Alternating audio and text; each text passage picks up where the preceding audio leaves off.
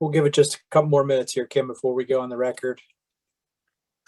Right now we have about 92 people, 93 people attending the webinar session. It's about 3 after 6. So 6:05, we'll get started.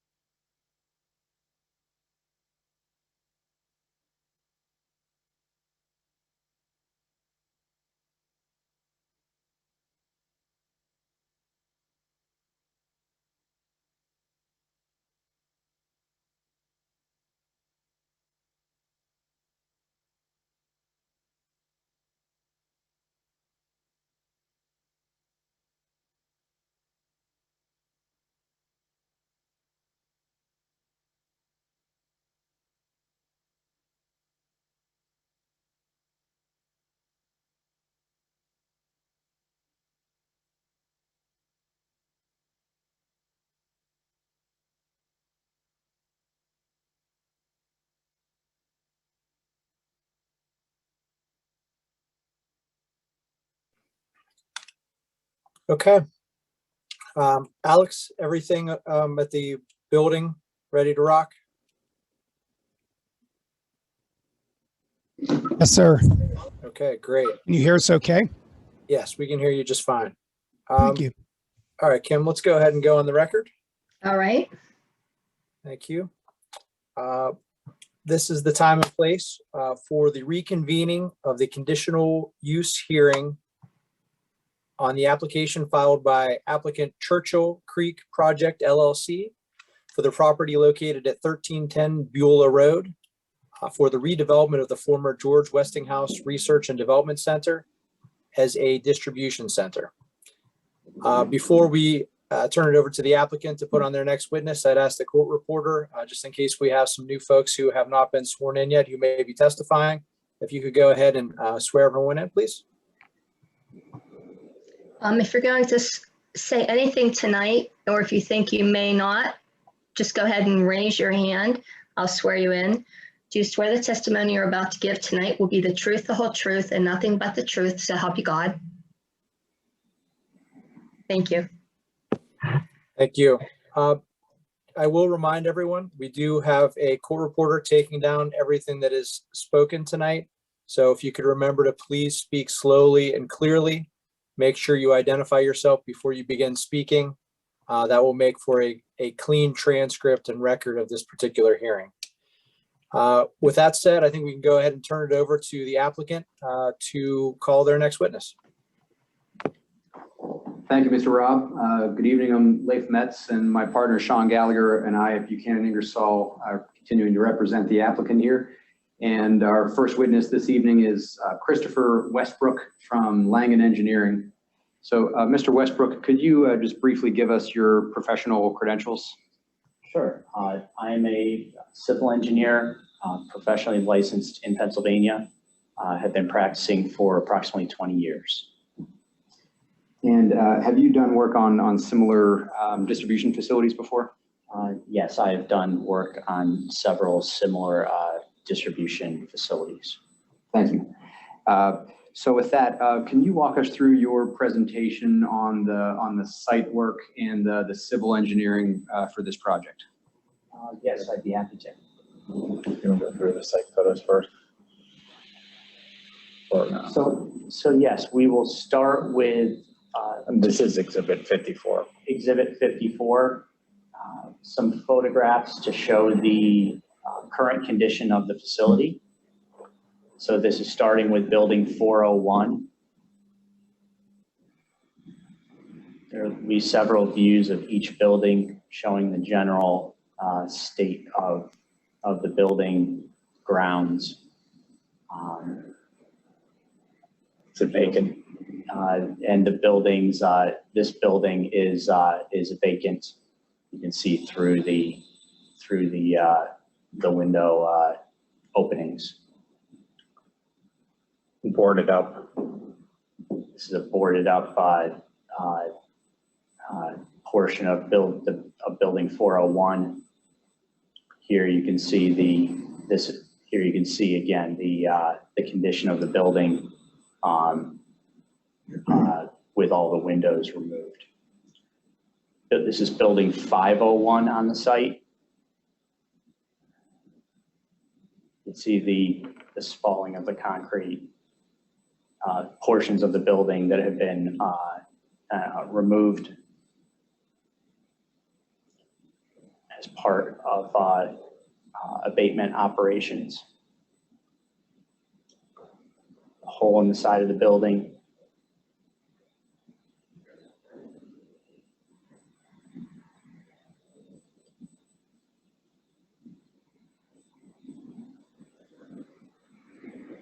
Additional photos of building 501 showing the general state of and condition. Okay. This is building 601.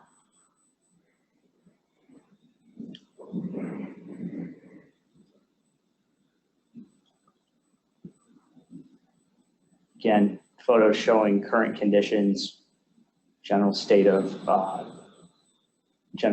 condition. Just to show context for what the facility looks like for those that may not be as familiar with the site and its current condition.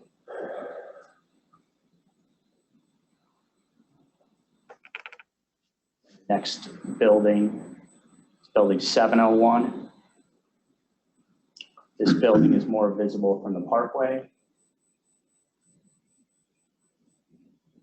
And building 801, again, this is a building that's more visible from Beulah Road. And then we just have some photos of the existing parking lot, condition of the parking area,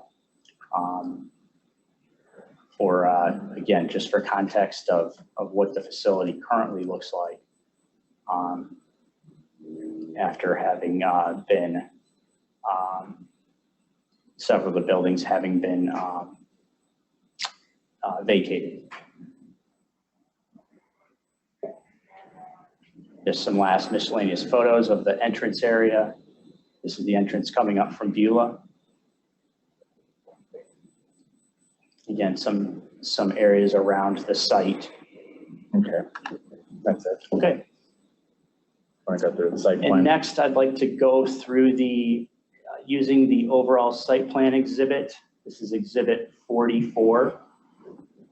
Just explain the circulation of the site and how the site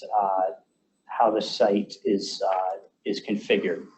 So the main entrance for the facility is on the north side of the building, which is page up. This is where the associate parking field is. Those are, and I'll use associates and employees interchangeably. So please, if I mention those are really used interchangeably in my presentation. So the associates park on the north side of the building, and then there you'll see that there are pedestrian walkways through the parking field for safety purposes to bring people to the main entrance. So that really is driving the orientation of the parking field to provide those pedestrian pathways in the direction that people are most likely to come and go through the parking field. There are drop-off and pickup areas at the upper left and upper right corners of the building. Those areas are for drop-offs for rideshare, people dropping dropping employees off to work, and one of those locations will also likely be designated for Port Authority bus, a Port Authority bus stop. At the upper right corner of the building, there's a parking structure shown. It's one level on below grade, and then one level at the parking field elevation, approximately 200 spaces on each level. The truck court is located, or the entrance and exit for trucks is located on the planned left or the west side. So to the left of the building. That location has a guardhouse that is manned 24/7. There is space for trucks to be processed through the guardhouse, and also room for trucks to be processed to exit. The time that it takes for a truck to be processed is on average 2 to 3 minutes, with the goal that that would be reduced in the future using further use of apps and scheduling by the tenant. So, and as far as how the trucks are scheduled to arrive, I know that was an earlier question. The trucks can be scheduled using an app so that they can arrive at a metered pace instead of all arriving at once, which because really having efficient operations at the guardhouse is important to the tenant. They want to process trucks through efficiently, and they can also manage the flow if trucks need to be asked to arrive at different times to alleviate any potential backups. So there is a mechanism where the truck drivers, before they arrive to the area, can be notified so that they do not to mitigate that concern. There are EV charging stations shown at the lower left corner of the truck yard. So lower left corner of the building, or southwest. Those are for yard tractors. So yard tractors are the vehicles that, during previous testimony was mentioned, maneuver trailers to their parking spaces in the truck court. So an EV charger can handle approximately 4 yard tractors, because they don't have to charge them every night. They can hold the charge in this application longer than 1 day. So that accommodates the electric tractors. Maintenance in the facility, we limited to items such as changing damaged tires on trailers to get them operational again and get them back on the road.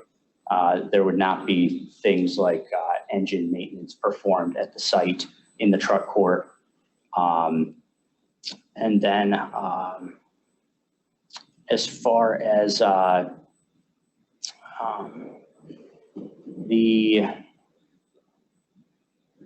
see. And then the other item that I wanted to mention was for idling of tractors after they drop their trailers off. The intent for this facility is that tractors would not be idling in the associate parking lot or parked in the associate parking lot. So there'd be signage and enforcement provided to address that concern. Then I think I wanted to touch on the building height as well. I think this is actually, there's 2 items on this before we flip off this sheet. First was the parking spaces. To minimize the impervious surfaces, we are proposing 9-foot by 18-foot parking spaces in lieu of 10-foot by 20-foot for the employee parking. We found that this is adequate for vehicles on these sites, and we feel that adding extra impervious surface to hit the 10-foot by 20-foot spaces is not really prudent. And then also the building height. The building height is less than the 125-foot maximum. It's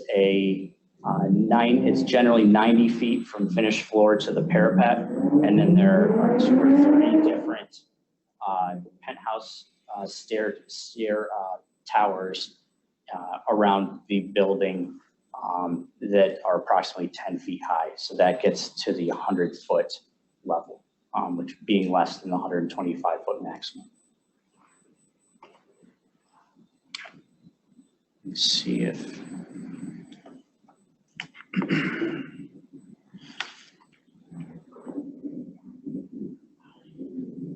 I think we can move to Exhibit 51. I'd like to go through some exhibits that were presented to the Planning Commission. These are different renderings that are, no, that's okay. Go to the first, wait just a second. I know most have heard this, so I'll try to be brief. But just wanted to show for context again to what the existing conditions look like, to what the proposed conditions are anticipated to look like. These first renderings show from a view farther away from the building. So this first view is from the northwest. So this is the existing condition from alongside the parkway. Looking into the site, you see the existing buildings. This is what the proposed building looks like, with landscaping shown. Mr. Westbrook, Yep. I apologize for interrupting, but just so we're able to make sure the record is clear, when you're sort of jumping through photos, if you're going to speak Sure. about one in particular, if you could just identify by page number or some way so that we know afterwards what you're talking about. So just like this is page 3. Thanks. Very good. So this is page 3 of Exhibit 51. And this is the view at the time of planting. Page 4 is the view at 5 years after planting, and page 5 is the view at 10 years after planting. And I even believe that since these renderings were prepared in February, that we've added additional plantings to the plans, again, since these were prepared. This is page 6 of Exhibit 51, which is simply each of the views side by side that we just showed. Page 7 is the key map showing the location of the next renderings from the northeast. Page 8 is the existing condition. Excuse You see me, the just 1 second. Yep. The record is going to be a little bit confused because the witness is referring, for example, to this as page 7 when the document says page 10. It may be the 7th document in the bundle, but it doesn't, there's no way of going back and figuring out this one was page 7. Maybe we should just use the page number that appears on there. Or am I missing something? You see that? We can't see it. Oh, the lower right. Yeah. So, okay, I can do that. We can do that. So, Thank you. yeah, yep, absolutely. So this being page 10, view 2, this is the existing condition. You see from the parkway that the existing buildings are visible. Then next is page 11. This is at the time of planting with the proposed building shown in the background, planting shown in the foreground. Page 12, this is at 5 years after planting. Page 13 is at 10 years after planting. And then page 14 is the compiled sheet of all 4 views. Page 15 is the key map showing the next set of views. Page 16 is the existing condition looking up the hill from Beulah Road. Page 17 is at time of planting.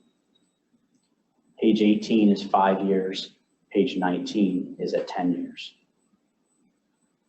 And then page 20 is the compiled version. Page 21 shows from Beulah Road looking looking west. Page 22 is the existing view. Page 23 is the proposed view at time of planting. 5 years after planting is page 24, and page 25 is at 10 years after planting. Page 26 is the compiled view. And I believe this is the last view of this set of slides. This is page 27, looking from Greensburg Pike. Existing condition is page 28, looking at the existing entrance. Page 29 is at time of planting.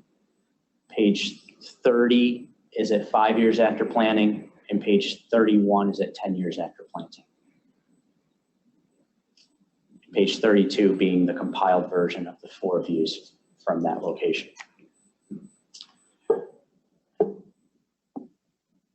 Now, exhibit 52 are bird's eye views of the building rendering. This is page 10. This is page 10 of exhibit 52. This is the view from the northeast. Page 11. Oh, we got to start over.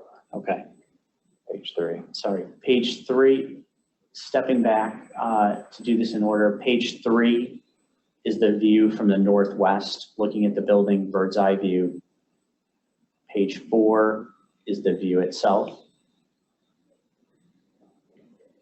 Page 5 is the key map showing where the view from the southwest is located. Page 6 is the rendering, bird's eye view rendering from the southwest. Page 7, you might have guessed, is from the southeast. And page 8 being the bird's eye view rendering from the southeast. Page 9 from the northeast. And page 10 is the bird's eye view rendering from the northeast.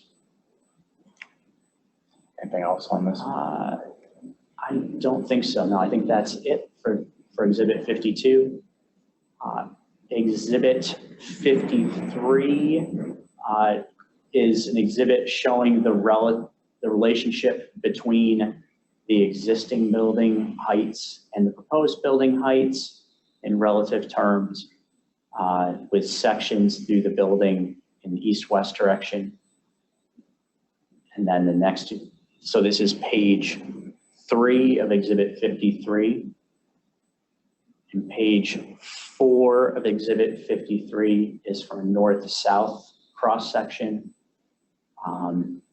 showing the relationship of the existing buildings to the proposed buildings and the relative magnitude of the scale of existing versus proposed.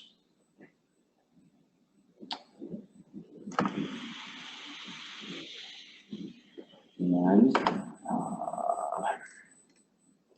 believe the next exhibit that I'd like to go through and discuss is the sound wall material and retaining wall material exhibits.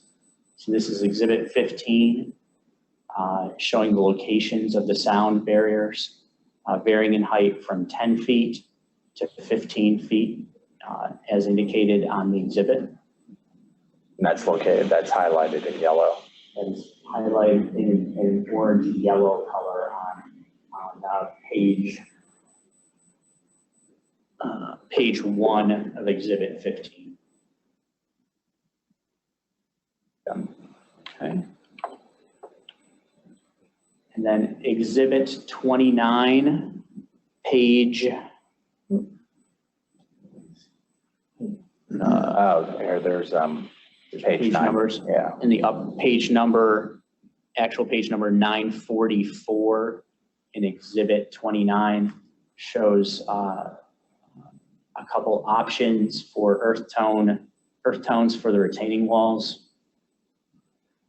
And next slide.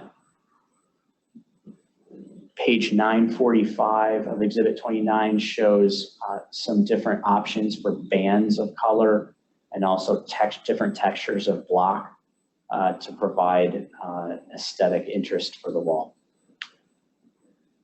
And then page 946 of Exhibit 29 shows some terracing options. There are 2 different terracing options that could be combined with the different color banding options and textures of the wall. Again, to provide for aesthetics. Page 947 of Exhibit 29 is an example of a concrete material retaining sound wall. This shows a possible texture and also earth tone, similar or earth tone in a similar family as the colors that were shown for the retaining wall. So there are options for colors and textures for sound walls as well. I believe Exhibit 18. Yeah, the next one I would like to speak to is Exhibit 18. We brought this slide up. This is page 2 of page. So numbering, sorry, page 864, page 864 of Exhibit 18 is an overall plan rendering showing the landscaping that's proposed. And the landscaping that's proposed within the parking lot and around the perimeter of the parking lot is being provided to meet or exceed the code. And also the screening that's being provided meets or exceeds the code as well. So those are 2 points that they wanted to touch on using this slide.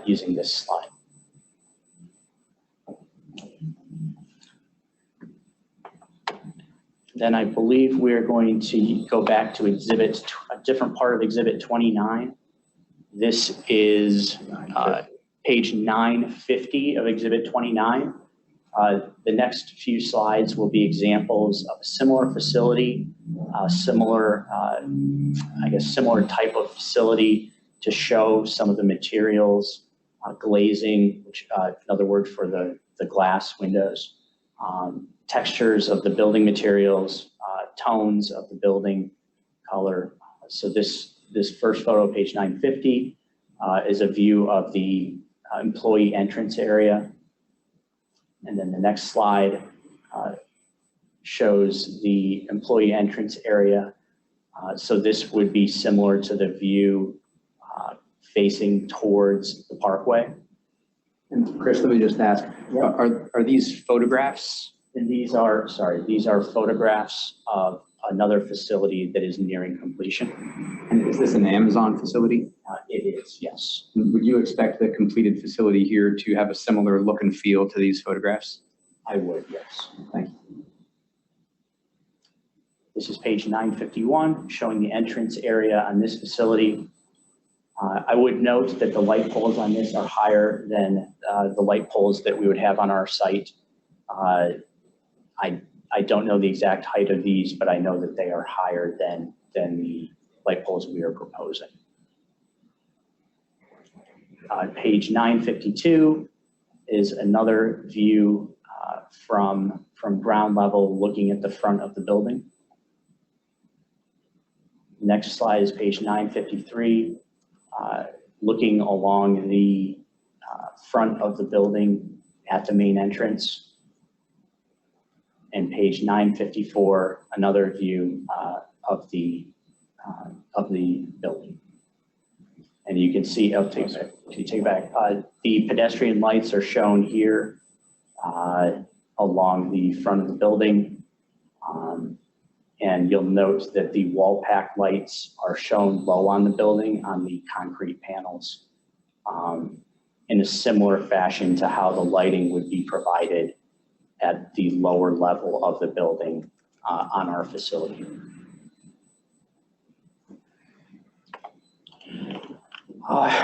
And I think the last item that I want to speak to were some of the environmentally positive design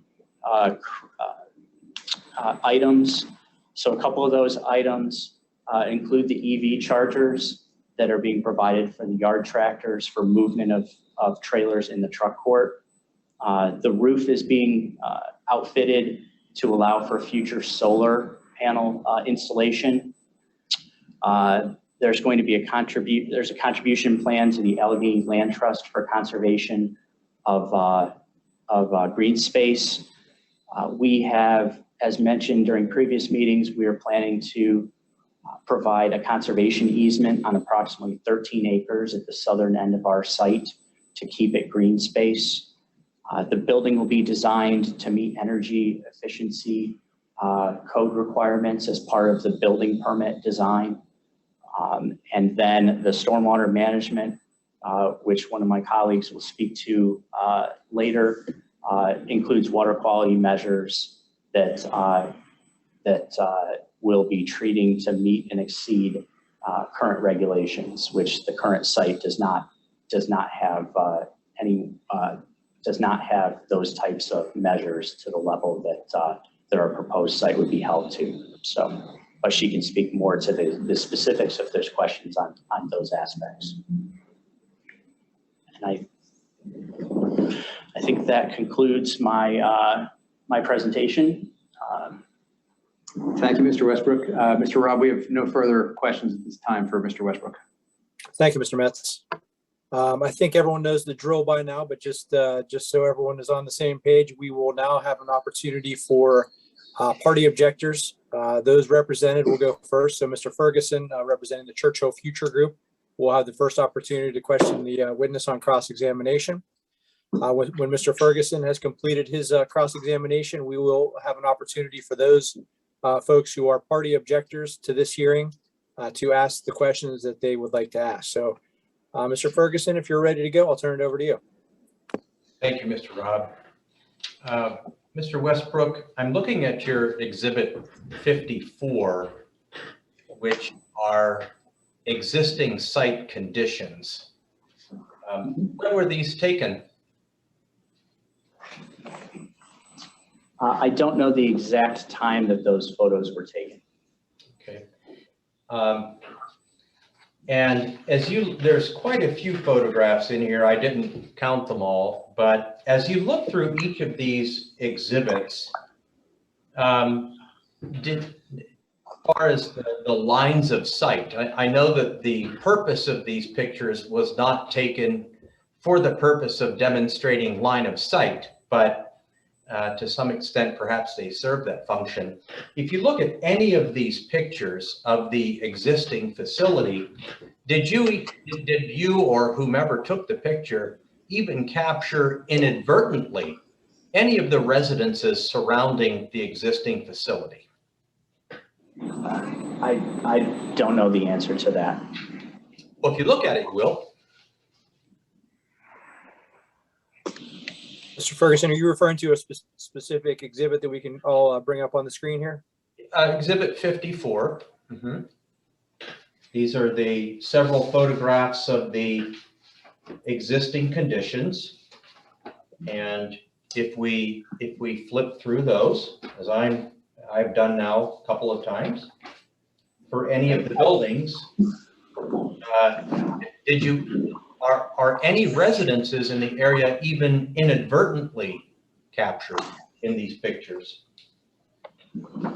I would need some time to look through the photos, to be honest with you. So I do not believe that was the intent of these photos. Many of them were taken as close-up views to show the condition of the buildings. I don't believe that was the intent, to show an apples to apples of certain views that were elsewhere in the presentation. Okay, I understand. Also, let's see, you mentioned, if I can find the exhibit, which you mentioned it's the overall site plan, in which you made reference to I believe a potential Port Authority bus stop. Which exhibit was that you were referring to? 44. 44. So that's the overall site plan. That would be exhibit 44 that I Okay, thank you. Yes. Could you again remind us, where where is the proposed Port Authority bus stop? It could be at the northwest corner of the building, the northeast corner of the building, or in the north parking field. The exact location would be confirmed in a location that is safe for the users of the facility. Okay, when you were, well, you're throwing this out there, but has this been seriously discussed with the Port Authority, to your I knowledge? believe there have been discussions. Okay. Do you know whether or not the Port Authority establishes bus stops on private property? I don't know the answer to that. Okay. So when you referred to the north, I think you referred to the northeast or the northwest corner of the building. Were you referring to Beulah Road or Greensburg Pike? Or were you referring to somewhere on the site? I was referring to somewhere on the site. Okay. Do you know where the nearest Port Authority bus stop is now? I do not know the exact location of the nearest. I do not know the location of the nearest Port Authority bus stop. No, I do not. Okay. And I don't either, but if there isn't one that is now within some reasonable proximity of this site, originally I presume intended to serve the site, there wouldn't be a point in serving the site now, I suppose, but then this would be then you're suggesting the possibility of now introducing Port Authority transit buses to serve this site. I think you're the first person to mention that. But you don't really have any more information on this, do you? Or just the idea that that's a maybe? I'm not following that was kind of a long question. Could you rephrase that? It was a long question. Yeah, I'm just wondering, do you have any more information about potentially introducing Port Authority a bus site to this location other than it's somebody's idea? I don't have any more information to provide on the location of the bus stop now. Okay. Going now to Exhibit 44. Give me a moment to turn to that, please. Oh, that was already there. Sorry, I guess I was already there. So with regard to the site, where is the predominance of residential neighbors?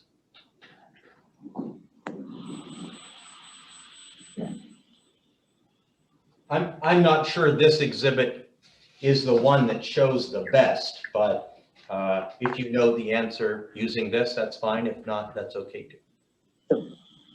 I mean, the way that was asked, I'm not sure I can answer that. I don't know the answer to that. Okay. All right. Well, then let's take a look at your exhibit 51 and page 3. If it would help to put it up for others, maybe that's a good idea. So where are the closest residential homes as shown on this section of the site, which is this is the northwest quadrant of the site. Where are the residential homes there?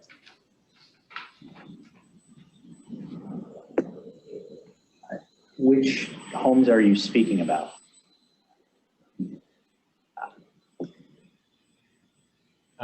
Well, I mean, to the immediate north of the site, are there residential homes?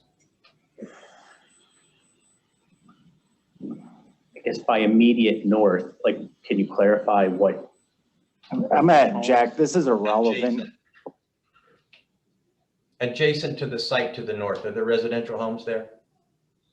I mean, let me take note of Mr. Gallagher's objection about relevance. I mean, as we've been, sort of going throughout this particular hearing, we are giving some leeway. I think everyone knows we're not bound by the formal rules of evidence. I understand the need to, or the desire to be as efficient as possible.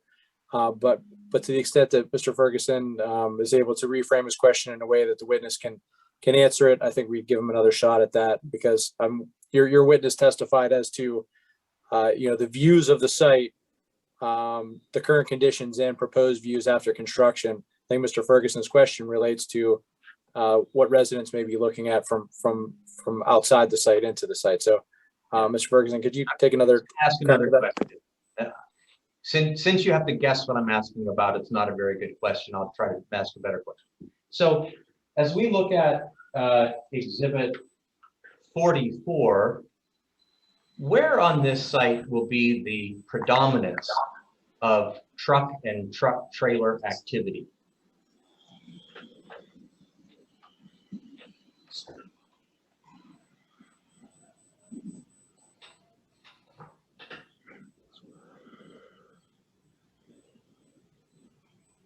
I mean, that question is still, could you clarify that question about truck traffic? So when a tractor trailer enters the site, can you show us the sort of the path of the trailer from the time that it enters the site till the time that it's hauled off of the site? What generally is the path and pattern of a trailer entering the site until the time that it leaves the site? I can speak to when they reach the guardhouse. Most succinctly, that is where, on the west side of the site, the trucks enter and exit through the main guardhouse. And they reach the points discussed in the traffic study discussion. Well, I'm talking about on the site. So they go to, you've identified the guardhouse on the west side, right? Mm-hmm. Once they pass through there, then where are they intended to go? They either go to the loading docks, or the trailer is decoupled and parked in the trailer spaces. Okay, and where are the loading docks? The loading docks are shown on Exhibit 44, along the south and east sides of the building. Okay, so they would go to the loading dock, and if they don't go to the loading dock, then they would go to the trailer parking areas. Is that correct?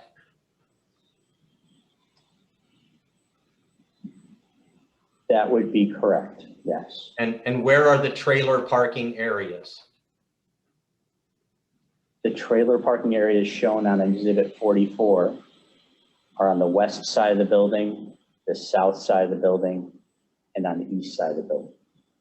Okay, and then if in the first example, the trailer is taken to a loading dock, assuming that it came in full, I presume that the contents of the trailer would be emptied, and then that trailer would either be moved to a trailer parking area, or it would be reloaded and hauled back off the site, or put in a trailer parking area. Is that right? I don't know the operations to that level. Okay. I don't know. Fair enough. So, but I think according to your testimony, you don't anticipate and in fact would enforce that the trailers, when entering at the guards gate, would not be going left or northward into the parking area intended for passenger vehicles. Is that correct? Do you mean tractors? You said you Tractors mentioned or trailers? Yeah, either one, tractors or trailers.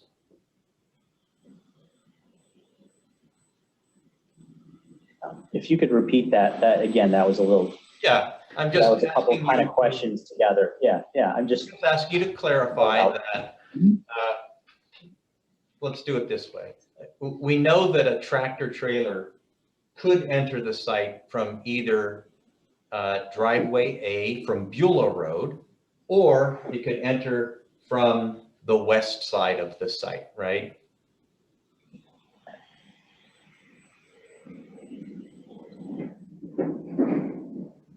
the locations that tractor trailers can,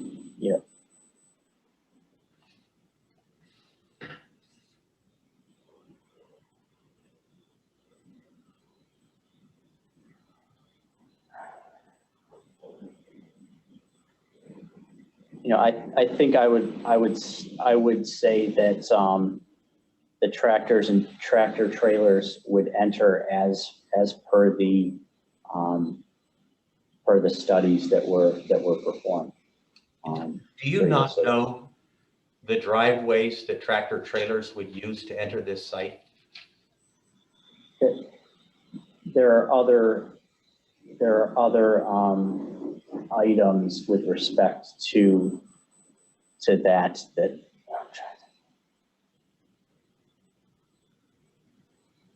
I just don't want to misspeak. I'm not completely sure of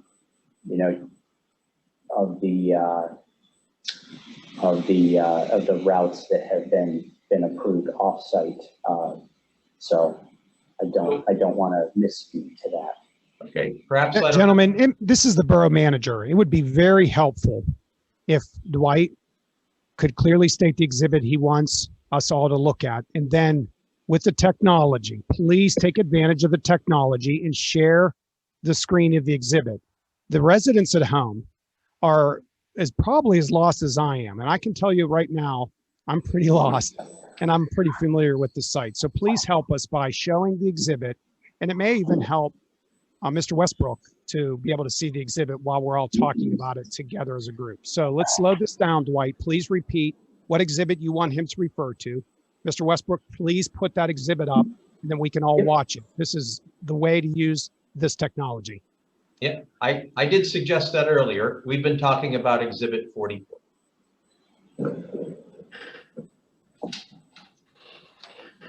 There we go. So, thank you, Alex. So, Mr. Westbrook, perhaps my questions are not appropriate for you because I've overestimated your role in the project. What exactly did you do on this project?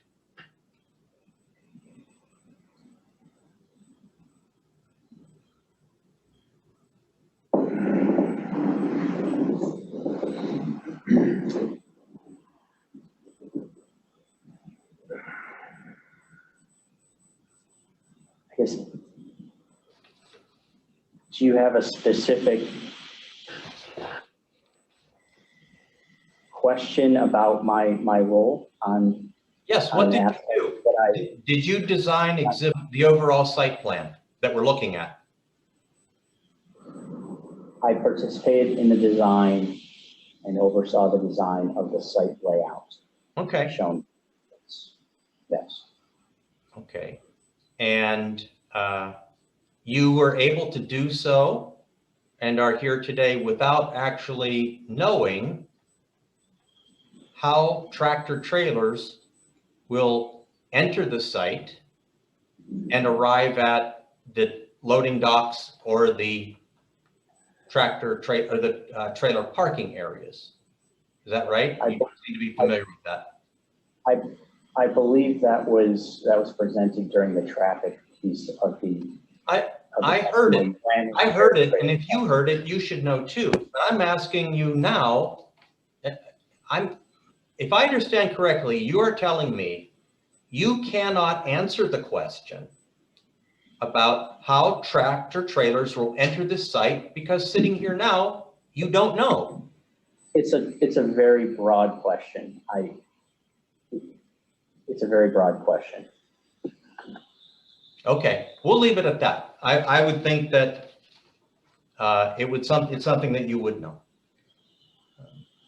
did you have anything to do with the configuration of this site with regard to loading docks and trailer parking areas? Because I don't want to ask you questions if you didn't have anything to do with it. I am familiar with the preparation of the site layout. Okay. What was done with regard to choosing the location of the loading docks to Again, minimize? objection, this is irrelevant. I mean, I'm not sure it is, Mr. Gallagher. I mean, it may be something that Mr. Westbrook can't answer, but I mean, we're talking about the design of the site, right? Yeah, I didn't even ask the question yet either. So I'd be glad to answer. So I didn't finish the question, oh, okay. but you can answer it anyway. My question was, what was done with regard to the selection of the location of the loading docks to minimize the impact on adjacent residential properties?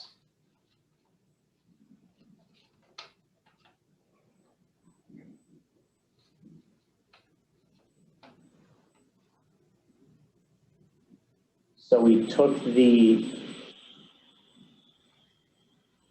various pieces of information, prepared our design, prepared mitigations, and arrived at the design.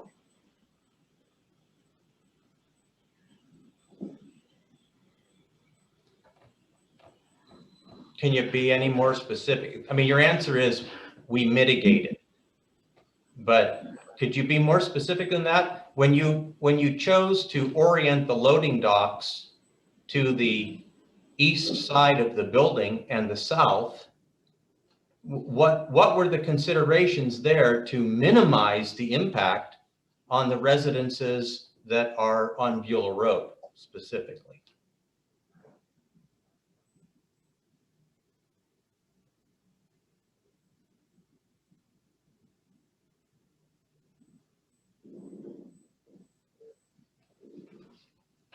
Minimizing the, sorry, just thinking through the question.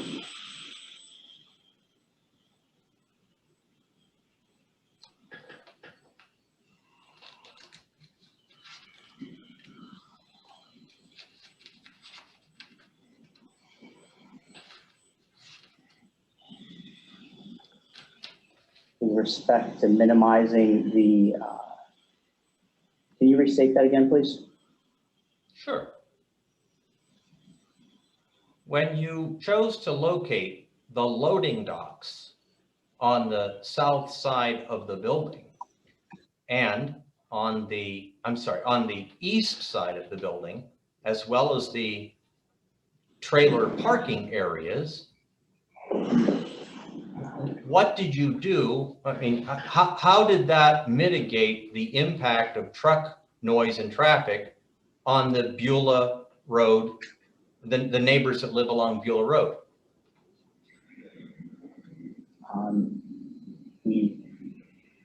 In looking at the different site features and information that we collected from survey and from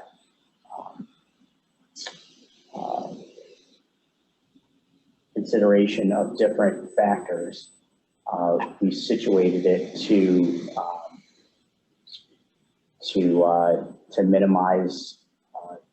minimize impact. So you looked at different features. That's your answer. You looked at different features. Is that all? We looked at access points to the site, and we looked at the site configuration, and we believe this is the option that is this is an acceptable option. Thank you. Let me show you. Would you please put up Exhibit 51?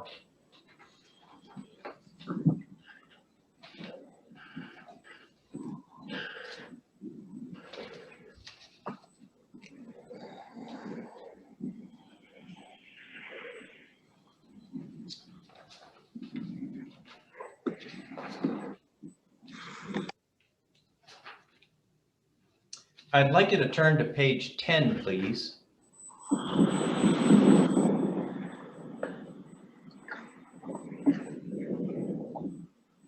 Thank you. So if we look to the right of the existing building there, we see a stand of trees that, at least in this image, I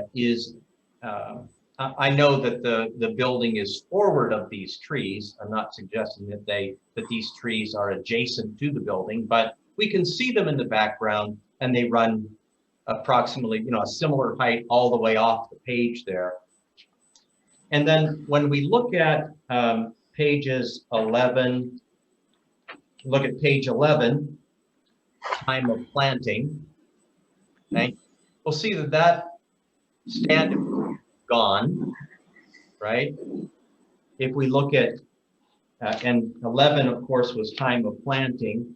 If we look in 5 years on page 12, we'll see it's still gone. Page 13, it's still gone. And that's 10 years into the future.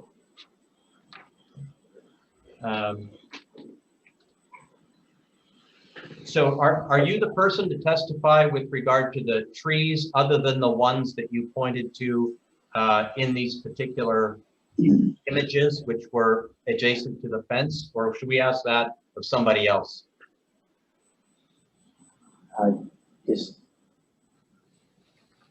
I presented this figure. Is there a question about that? Yeah, I was here when you did it. I'm just wondering, are you the person who designed the tree planting and the landscaping? Or am I asking the wrong person about these? I prepared the plan set. Our landscape architects prepared the plant species that were planted. Okay. Well, I did not prepare this rendering alone. Okay. Let's look at page 11 in the same exhibit 51, please.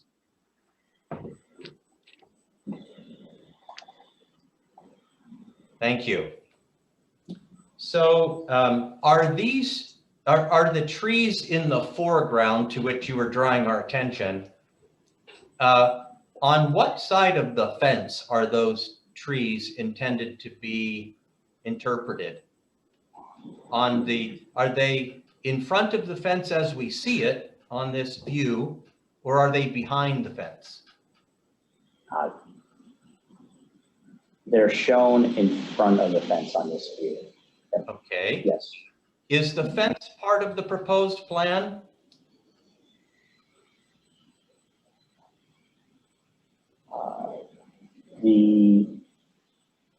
Believe the fence is existing. Okay, that makes it easy. What's the height of the fence? I don't know the height of the fence. Okay. Well, let's give you the benefit of the doubt, and let's suppose it's a 6-foot fence.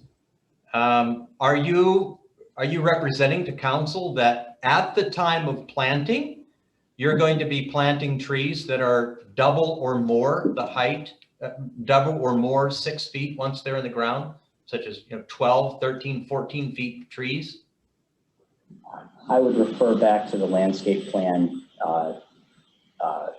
heights shown on the submitted documents.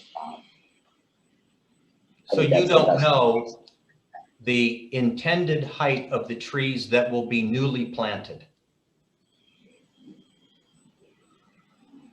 I don't know the height of these trees. No, I don't know the height of these trees. Would you agree that it's, if you know, it's pretty unusual to find newly planted trees that are already 12 to 15 feet tall? I don't know Okay. Okay, you don't know that. So this exhibit showing the height of trees at the time of planting, it could be pretty misleading unless you're actually planting 12 to 15 foot trees. Is that right? I objection. This is getting argumentative. He's answered the question. You're belaboring the point right now, Mr. Ferguson. Mr. Ferguson, I think he did say that he does not have knowledge about the planting of the tree. So asking him whether it's misrepresentation, I don't think is fair at this point. Can you move on? I think that goes to the weight that anybody could possibly give these exhibits then, if he doesn't really know. I mean, okay. Then it's safe to say, Mr. Westbrook, that when you showed these images, you are uncertain as to their accuracy in terms of representing the height of the tree Objection. at the times represented. I think you can answer. It is. Wait, let's hear what the objection is. He's testifying, I don't know. So I'm just confirming. You're asking the same question. So, I don't think it's the same question. Mr. Westbrook, if it's the same question, and could you please respond to it so we can just move on? If it's the same answer or if it's a different answer. Same answer. I don't know. Thank you. Okay, I'd like you to stay on Exhibit 51 and turn to pages 22. Turn to page 22. In fact, since all of these pages are summarized on page 26, maybe you should just go to 26 and it will show all of the pages.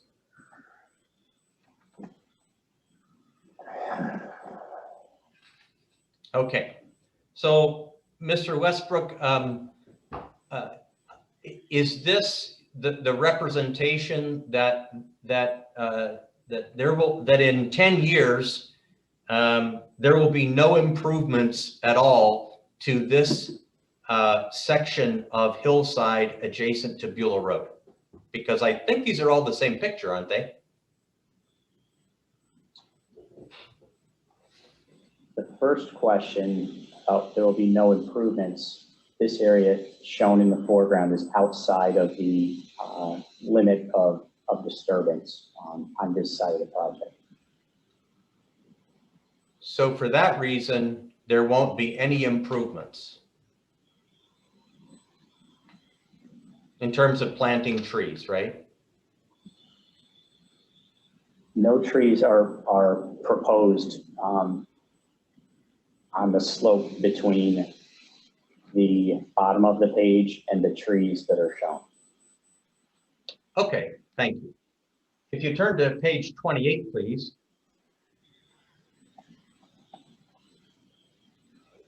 Thank you. So this is an existing view of, let's see, the driveway entering from Greensburg Pike. And in this image, I think in fairness that the existing building is ever so slightly visible, sort of at the very center of that driveway. Can we agree on that? I can see the building through the trees, yes. Okay. And it looks to me as if, I don't see a date, but this picture seems to have been taken at a time when the foliage had either not grown yet or had fallen off of the deciduous trees. Fair to say? I don't know the exact date this was taken, but yeah, I don't know the exact date. I didn't ask the date. Doesn't it appear that there aren't any trees on the deciduous trees? The leaves appear they have dropped, yes, on most of the trees in the view that are not evergreens, or yes. Okay, so as far as the existing view is concerned, in the absence of the trees not having leaves on them, this is probably, at least from this location, about the maximum view of that building from this location. Can we agree on that? It's a view of the building. Okay. So if we turn now to Exhibit 32, just to expedite things. Under the proposed plan, in 5 years after planting, time of planting, 5 years after planting, and 10 years after planting, the building will be plainly visible from the same location. Can we agree on that? The building will be visible looking from this view, yes. Okay.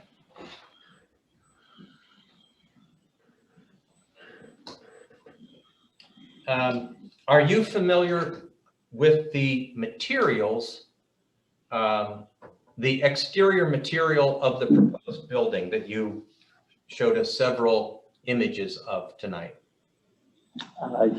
Yes. Okay. What is the predominant material of the building? It's concrete is one of the materials, and metal panels are the other material, and glazing. Okay.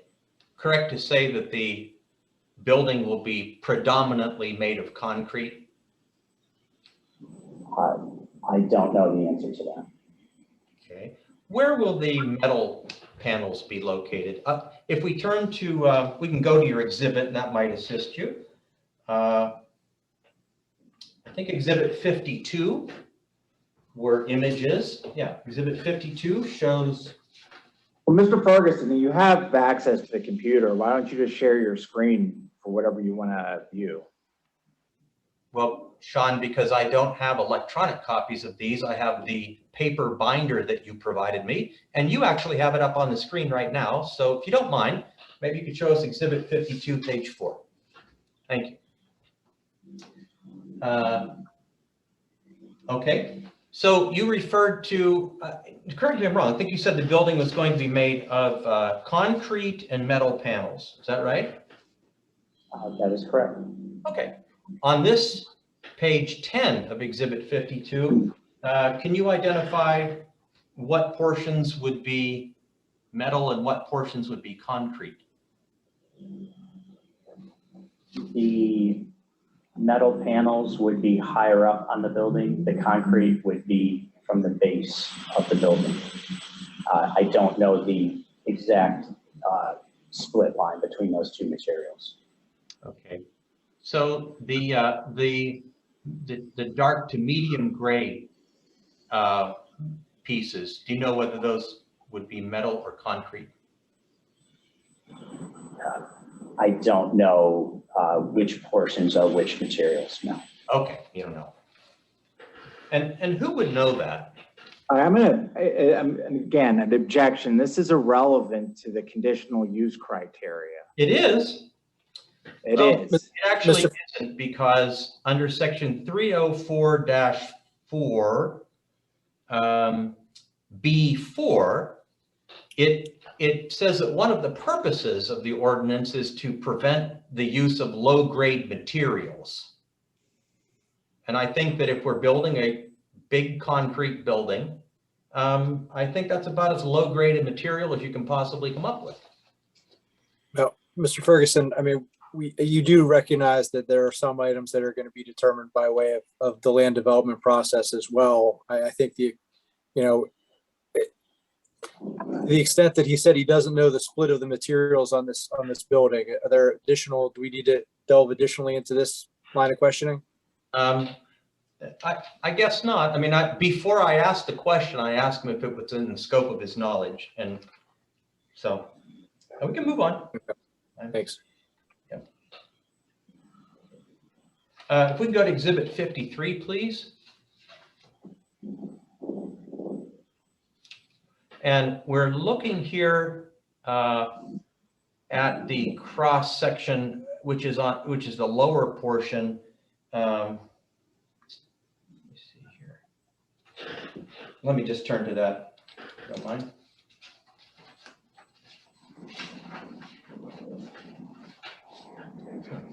Okay. Yeah, actually, if you could turn to page 3.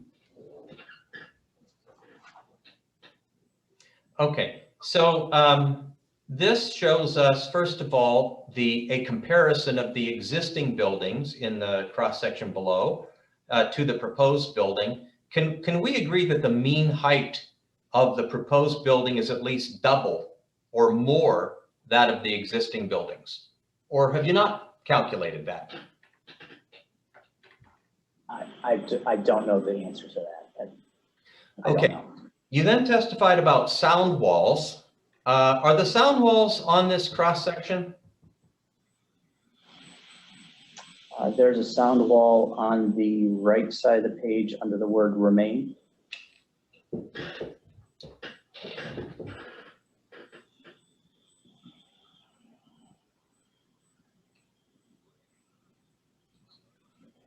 What? Are you saying it's shown on there, or that's just where it's going to be? There's a black line under the right. Okay. Right behind the trailer there. Okay. There's a sound on the left side of the access road where the hand is currently right here. Okay. If we can go now to Exhibit 15 that you referred to earlier.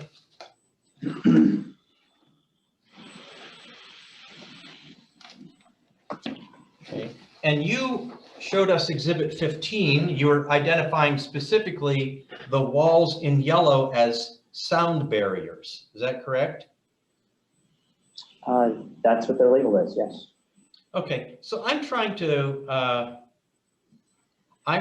understand the relationship between the retaining walls, which are shown on the last exhibit for purposes of benching out these parking areas, and the sound barriers, which appear to be adjacent to those same retaining walls. Can you explain that to us at all? There are locations where there are sound walls adjacent to retaining walls. There are locations, is that what you said? Where There are locations where there are sound walls that are near retaining walls. I see. And the retaining walls, here it says you've identified 15-foot sound barriers, but some of the retaining walls are as much as 60 feet tall, aren't they? That sounds approximately right for the height of the retaining walls, yes. Okay, so if I put a 15-foot sound barrier in front of a 60-foot retaining wall, do you think that's likely to do any good? Objection, irrelevant. This is outside of his scope of his testimony. I think this is the exhibit that he showed us about the location of the sound barriers. And I'm questioning him He about. testified to the location. We had 4 hours of testimony with a sound expert last hearing. Well, that's not an objection. Mr. Gallagher, if Mr. Westbrook is not able to answer the question, you can just simply say he can't answer the question. It's more appropriately directed to another individual. So do you, Mr. Westbrook, were you involved in the decision to place the sound barriers in the shown proximities to the retaining walls?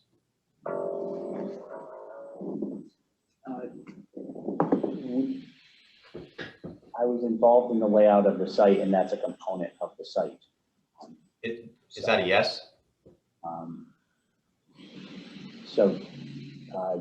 Yes, I was involved in that is a component of the site that I was involved in, is Okay. showing the location of the sound barriers on the site plan.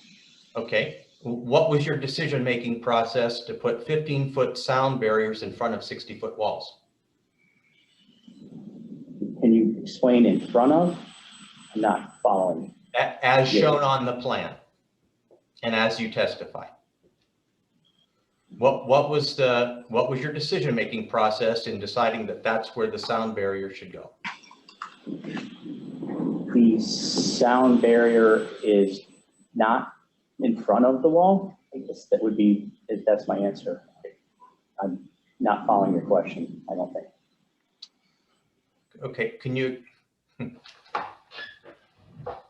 Okay, I think you already answered that it was, but can you tell us what your reasoning is in locating the sound barriers where they are shown on this plan in relation to the retaining walls as they are shown on this plan?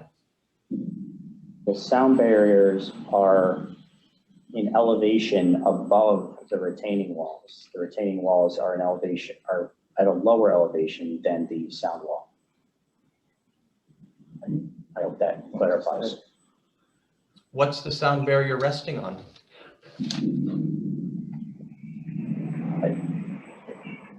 It would be founded on the ground, and I can't speak to the specific design of, it's on the ground with a foundation. Well, when you were pointing the sound barrier on exhibit 53,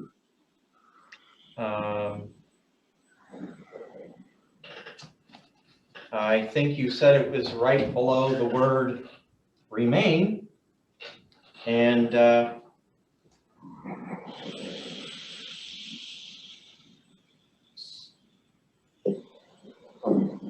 are you telling us that the sound barrier is actually on the retaining wall? Or is it as shown on the plan, either? We answered the question. What's the answer? I don't know what the answer is. The retaining wall is at a higher elevation, or the sound wall is at a higher elevation than the retaining wall. As shown on the figure that we were showing previously. Okay. All right. If we look at exhibit 18,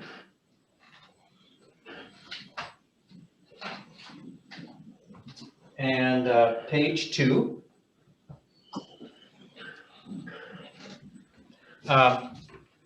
it was actually 2 hearings ago, Mr. Metz stated that Mr. Metz stated that Hillwood would replace the 1,400 trees that are being removed 1-to-1, and that would result in an excess of about 240 extra trees, which Hillwood was willing to donate to the Churchill Tree Commission. Do you recall that? I recall a discussion about the trees. I don't recall the specifics of that discussion. Okay.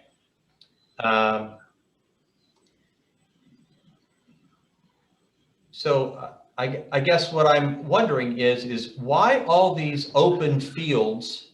Why not take the extra 240 plus trees and put them in the open spaces there to restore habitat, to reduce CO2 emissions? Objection. This is irrelevant. He didn't testify to any of what you're talking about. No, actually, Mr. Metz testified to that. Well, let me ask you this, Mr. Westwood, do you understand that if you replace the trees that are being removed 1-to-1, that you would end up with an excess of over 240 trees? Or do you just don't know? That's a number I don't know. I don't know that. Okay. So, and did you design the layout of the trees on this exhibit 18, page 2? I did not design the specific locations of these trees, no.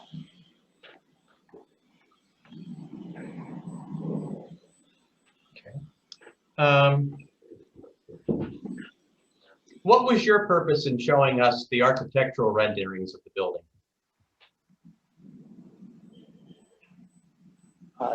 That was to put it in context with the existing condition of the existing buildings, and give context to what the new building would look like. Okay. Can you point to any architectural or cultural clues in the borough of Churchill which inspired this design? That's outside my expertise. I can't testify to that. Okay. So no. All right. And do we have anything in the record other than just the statements that indicate that any details of donating green space to the Allegheny Land Trust or a green space dedicated to the township on this site? I don't know that. Okay. Is that just sort of like the bus stop? They're just ideas. He answered the question. Oh, he doesn't know. Okay. That's all I have for Mr. Westbrook. Thank you. Thank you, Mr. Ferguson. Mr. Gallagher, if you could unshare your screen so we could get the full Hollywood Squares version back. Thank you very much. Okay, folks, before we get into party objector questions, we did give an opportunity at the end of at the beginning of the second hearing on July 22nd for party objectors who had not identified themselves as such. We do see at least one name who has raised his hand, Mr. Karras. So generally, Mr. Karras, before we unmute you, we did want to point out, and this is something that we explained at the first two hearings, that there are essentially two roles for people, and this is just a general message for those folks who are watching and listening in. Again, but there are two types of members of the public. There are party objectors who are aggrieved parties seeking or who have standing and are seeking party objector status. And what that entails is an opportunity to cross-examine witnesses and ultimately to put on your own case with your own witnesses. Alternatively, members of the general public, residents and taxpayers will have an opportunity to provide testimony prior to the conclusion of the hearing, whenever that may be. So we're making that distinction between those two types of members of the public.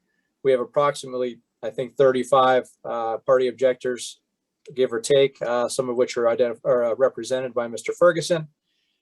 So with that said, if we could, Alex, unmute Mr. Karras and find out what his position is on that. Yes, Mr. Karras, would you please unmute yourself and identify and speak and answer the question that Gavin had asked, whether you want to be an objector this evening?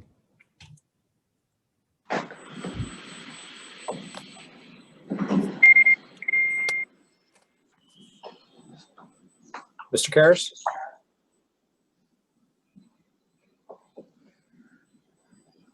Gavin, I made a number of attempts to enable him to unmute himself, and I don't see his icon changing. I also invited him to participate as a panelist, which would do, in effect, the same thing. Again, I don't see him accepting that. I'll try one more time. Okay, in the meantime, should we move to Ms. Klein? I think she was next on the hand raising list. And indeed, she is ready to speak. I see that she is unmuted. Thank you. Great. Go ahead, Ms. Klein. Hi, Gavin. This is April Klein, 18 Holland Road. I watched with interest the slides. Unfortunately, I was not able to write down as quickly as we went through the slide deck which specific examples I wanted to talk to. On the photos of the existing buildings and the new parking lot, I noticed there was green space among the parking lot, but I didn't see any bioswales or evidence of permeable pavement in the parking lot as outlined in Churchill's comprehensive plan. Are there plans for bioswales or permeable pavement in the parking lots?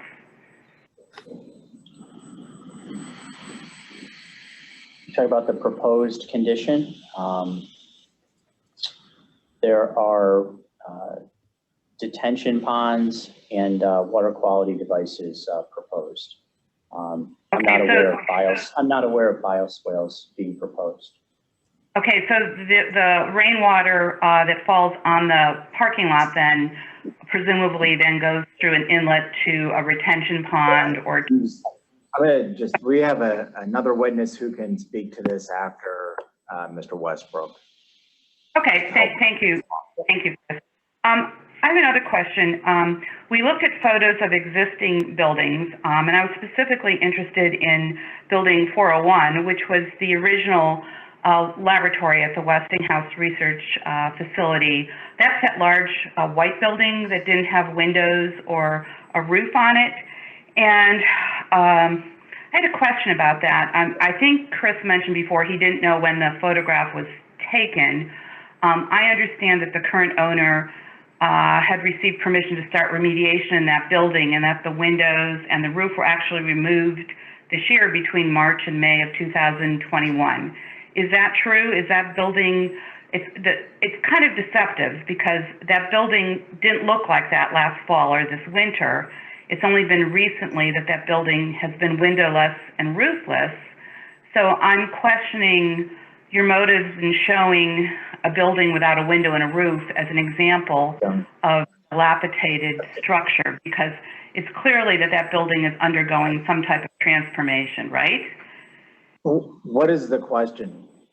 The question is, when did that building lose its roof and its windows? Is it undergoing remediation now? I don't know the answer to that. Okay. You showed photographs of building 401, 501, 601, 701, and 801, and I'm not familiar with each of those buildings. The buildings is currently being used as a film studio. One of the buildings on the site has been remediated and has been used as a sound stage and a film studio.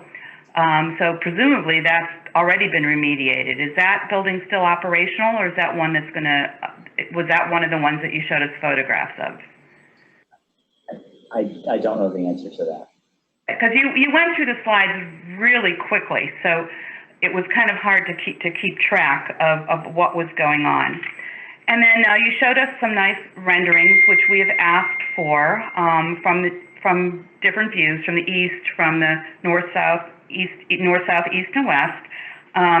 But the renderings, if I get your verbiage correct, is that those are of buildings that are in construction by Hillwood now, that they're buildings of what the site could look like, but not actual drawings of what this specific facility will look like. Is that correct?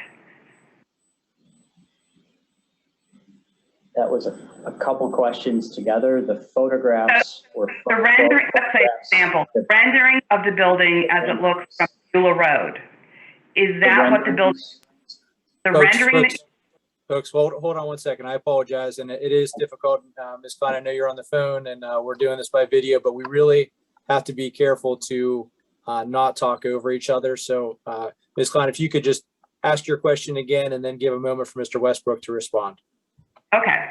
General question. The renderings of the elevation of the buildings that he showed us are examples of what the site could look like, not the actual drawings of what's going to be built. Is that correct? The rendering is of the building type that we are proposing. It is a rendering of a future view of the building. So it's a rendering of the future of this building, or a potential building. The shapes shown and the rendering is of this particular building. Yes. Okay. In the same thing you showed us several photographs of examples of retaining walls with different color combinations and stripings. Those are examples of what we could see, but not necessarily what we will see. Is that correct? Those are options. There are different color options. There are different block options that we anticipate that would be an item that would really be addressed best during the land development process. We wanted to show some options that consistent with the feedback we received previously. Okay, so we're still at a very conceptual design process, not the actual design process. So this whole conditional use exercise is for us to trust you what you're going to put there. We don't have any actual. Jackson. I I think it's a question that's important to residents. Ms. Klein, and let me clarify too. And we've talked about sort of the difference between the conditional use process and the land development process, where a lot of these details are ironed out. But that is an argumentative question. If are you able to reframe that in the form of a question, or can we move on to the next subject? Thank you, Gavin. I think we'll just move on. Thank you very much. Thank you, Ms. Klein. Alex, who do we have up next? Did we ever get Mr. Karras on the line? We have not, he has not done that. However, Ruthie Ray, you want to go ahead and unmute yourself and speak? Ruthie, please. Yes. Thank you. And if you'd like, you may turn on your camera if you desire to. Okay, thank you for that. I have a question about the actual pictures that were shown from other Amazon facilities. And my question is, based on the two pictures that were shown of the actual Amazon facilities to kind of represent the one that's supposed to come to Churchill, what size is that facility that you showed us from the actual pictures? What's the square footage of that? I don't have the exact square footage at the tip of my tongue. That is a slightly larger footprint than the facility we are proposing. Okay, so you said it's a slightly larger footprint. What would you say then is the square footage? Like, you can give an estimate. I'd rather not guess. Okay, and where is that facility located? If you could give us the location, the city and the state. That location is in New York. I'm not sure of the exact municipality, but it is in New York. In New York, okay. Yeah. All right, and so I have one more question. Based on the location of the loading docks and how you design the facility, do you know potentially how many residential homes are located within 1,000 feet of that facility, of the facility in Churchill? I don't know the answer to that. Okay, would you be able to provide that? Because you had shared earlier that you did some mitigation and you looked at factors and features to mitigate. Those were your words. And so I'm interested in knowing, the number of residences that are within 1,000 feet. Could you provide that if you don't know? I would have to get back to you on that. I don't know. Okay, and how would you suggest we get that back? I mean, who will provide that information? Objection. Ms. Ray, it's up to the applicant as to the information that they want to present as part of their case. I think the witness testified that he does not have the information you're looking for, so that's going to have to be the answer. And if these folks want to supplement their case with providing the information that you believe is relevant, they're certainly welcome to do that. Okay, thank you. All right, one last question, and this is the last. So you mentioned in your testimony that, and in some of the previous questioning, that you were involved in this design process. Can you share specifically how were you involved in the design? What did you do specifically?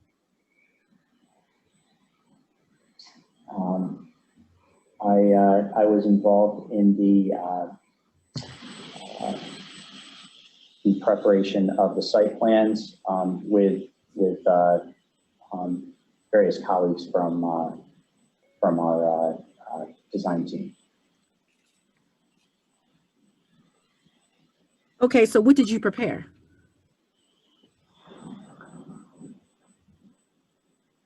What did I prepare? I'm not sure how to answer that. In terms, I mean, it's a collaborative process to prepare documents that we provide. So, okay, I received that. So could you explain to me as a resident, what is that collaborative process? What do you do during that process? Objection. He already testified that he prepared the site plan. Yeah, Ms. Ray, I'm not sure where you're going with this, but I think he's answered that question a couple times now and also in prior testimony.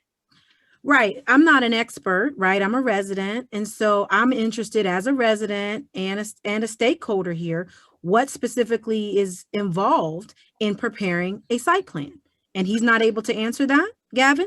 Well, Ms. Ray, I think he said that he works with his fellow engineers and design professionals at Langan to collaboratively prepare and present the site plan. And I think he said that a couple times. So are you I'm asking what him. Ms. Ray, if you could, because we can't talk over each other. Are you asking what an engineer does as far as for their profession? No, I know what engineers do. I'm asking him specifically, since he prepared and collaborated on the site plan, what were his specific actions? I mean, I don't see that being unreasonable to explain. Respectfully, I disagree, Ms. Ray. I mean, if you can ask a specific question that's relevant to the issue that's in front of this council, we're certainly happy to try to get you that information. But how he came about his specific site plan design, the site plan design that is in front of us tonight is the one that's been presented by the applicant, and the one that they need to show. They have the burden of showing that it meets the requirements in the zoning code. So to the extent your question can go to that issue, we're certainly happy to entertain it. But we need to stay on track here. We need to be respectful of everyone's time. So you've explained more than he has. Thank you. I'm finished. Sure, no problem, Ms. Ray. Thank you. Looks like Alex, I'm not sure who's next on the list. I apologize, I lost track. So Gavin, before we get to Elizabeth Kassman and Jill Stewart, who I've promoted to panelists, I want to give Kevin another opportunity to unmute himself if he is available and to participate. Mr. Karras, can you hear us?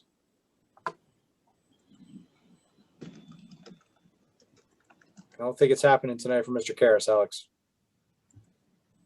Okay, so I'm going to go ahead and unmute Ms. Kassman. Elizabeth, would you please go ahead and unmute yourself and speak this evening, and you may turn on your camera as you desire.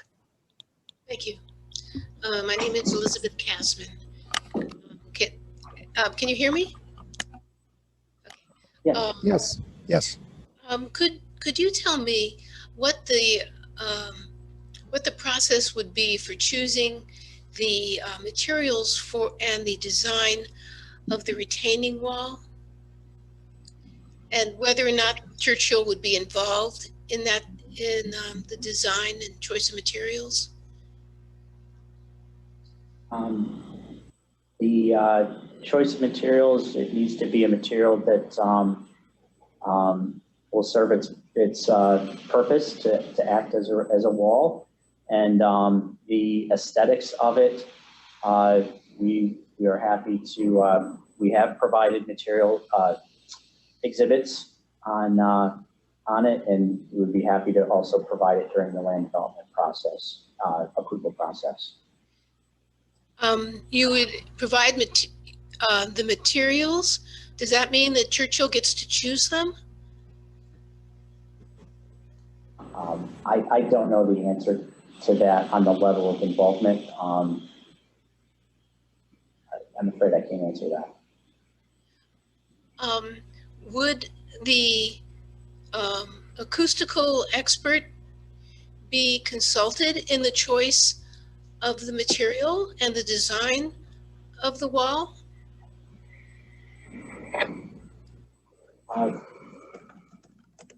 We would review that with the acoustical engineer, but the retaining walls are below the sound walls, so I don't think that is a concern.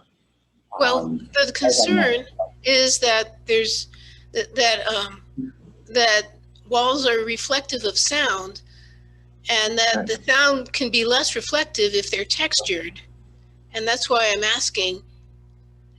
This because there's going to be sound on Beulah Road of vehicles coming into the site, and that could be amplified, or it could not be. And I'm asking Well, Mr. Rob, I just asked that we would get to questions again. This is repeating the same cycle from the last two hearings. I'm Yeah, talking Ms. about the process. How Ms. can Churchill be involved? Ms. Kasman, he did answer your question. I know that you weren't satisfied with the answer, but if you could move on to the next question, please. That's all. I'm sorry to speak out of turn, but I'd really just like to interpose a motion here on behalf of my clients. I'd like to move to strike the entire testimony of Mr. Westbrook. He showed a number of exhibits. He doesn't seem to know anything about any of them. When he's asked very simple questions about what did you consider in placing the truck docks there? He said, well, we considered where to put them. He was just asked what materials would go into a retaining wall, materials that would be good for a retaining wall. These are answers that an elementary school child would give. Exhibit 54, let me just finish the motion for the record, if you don't mind. He presents Exhibit 54 about the existing facilities. He has no idea if there are any actual homes in there now. He testifies that there's going to be a Port Authority transit bus stop there, but he doesn't know where that's going to be. He doesn't know if they're going to be on the site, off the site. He doesn't know if anybody's talked to anybody about it, or if there's any in the community now. He doesn't know where the predominance of the neighbors are. He doesn't know where the predominance of the truck activity is. He doesn't know how the trucks go in and off the site. He doesn't know the height of the trees that he's showing us in pictures. He doesn't know the materials out of which the building is going to be built. He literally doesn't know anything about this plan at all. And I would move to strike everything that he said because he doesn't know anything about it. I think he's qualified as an expert, but I don't think he knows anything about this. He didn't know anything about the excess 240 trees. He didn't know anything about architectural clues in the building that he showed us, or about the agreements with the trust for green space. This man knows nothing. And I would ask that his testimony be stricken and we move on to the next witness. Mr. Ferguson, is that all you have for your motion for the record? Yes, thank you. Okay, the record is duly noted. I think that without Mr. Gallagher, if you'd like to respond, you're welcome to respond. He Or has Mr. Metz. adequately testified to what's in his knowledge. There's no reason for anything to be stricken. Sorry, go ahead. I'm sorry, and I was just going to say, do you have anything else to add, Mr. Gallagher? No, he's all testified to matters of record. He's a civil engineer who's testified to the design. That's more than enough. Thank you, Mr. Gallagher. Mr. Ferguson, I'd suggest that this council can accept the testimony and place the appropriate amount of weight based on the question and answers that have occurred here this evening. And we can trust them to weigh that and as part of their determination. But thank you. I'll accept that as your determination. Thanks. All right. Do we have, I think Ms. Stewart is still ask questions for Mr. Westbrook? I think I interrupted Ms. Kasman. I'm not sure she was done. And then I think she did say she was done, Mr. Ferguson, but we'll let her unmute again if she has something else. I'm done. Thank you, Ms. Kasman. All right, Ms. Alex, can we let Ms. Stewart unmute? I'm unmuted. So I wanted to ask when Mr. Westbrook mentioned about the guardhouse being located on the west side of the property. And in his testimony, he said that a typical truck will take 2 to 3 minutes to process as they're going through the guardhouse. I'm assuming that they're going to be idling during those 2 to 3 minutes. Is that correct? That could be the case. Well, they probably wouldn't turn off their engine for 2 to 3 minutes, correct? I can't guess at how long it would take them to turn it off. I don't know. Okay, and then you had also said that you're strictly enforcing no truck idling in the passenger or in the employee parking lot, but you didn't mention that you were going to enforce no idling in the loading docks or the trailer parking areas. Is that something that's going to be enforced as well? I failed to mention that there will be no idling signs posted in the truck court area as well. And that will be enforced? Yes. Okay. Because I was noting, looking at the aerial, how many residents' homes are directly impacted. And so counting, and I'm more familiar with it because I do live on Greensburg Pike, that there's 22 homes that back directly with but directly to your property. So removing the trees and putting up a concrete wall and a building that looks to be at least twice as high as the existing building, I mean, what are we going to see from our backyard?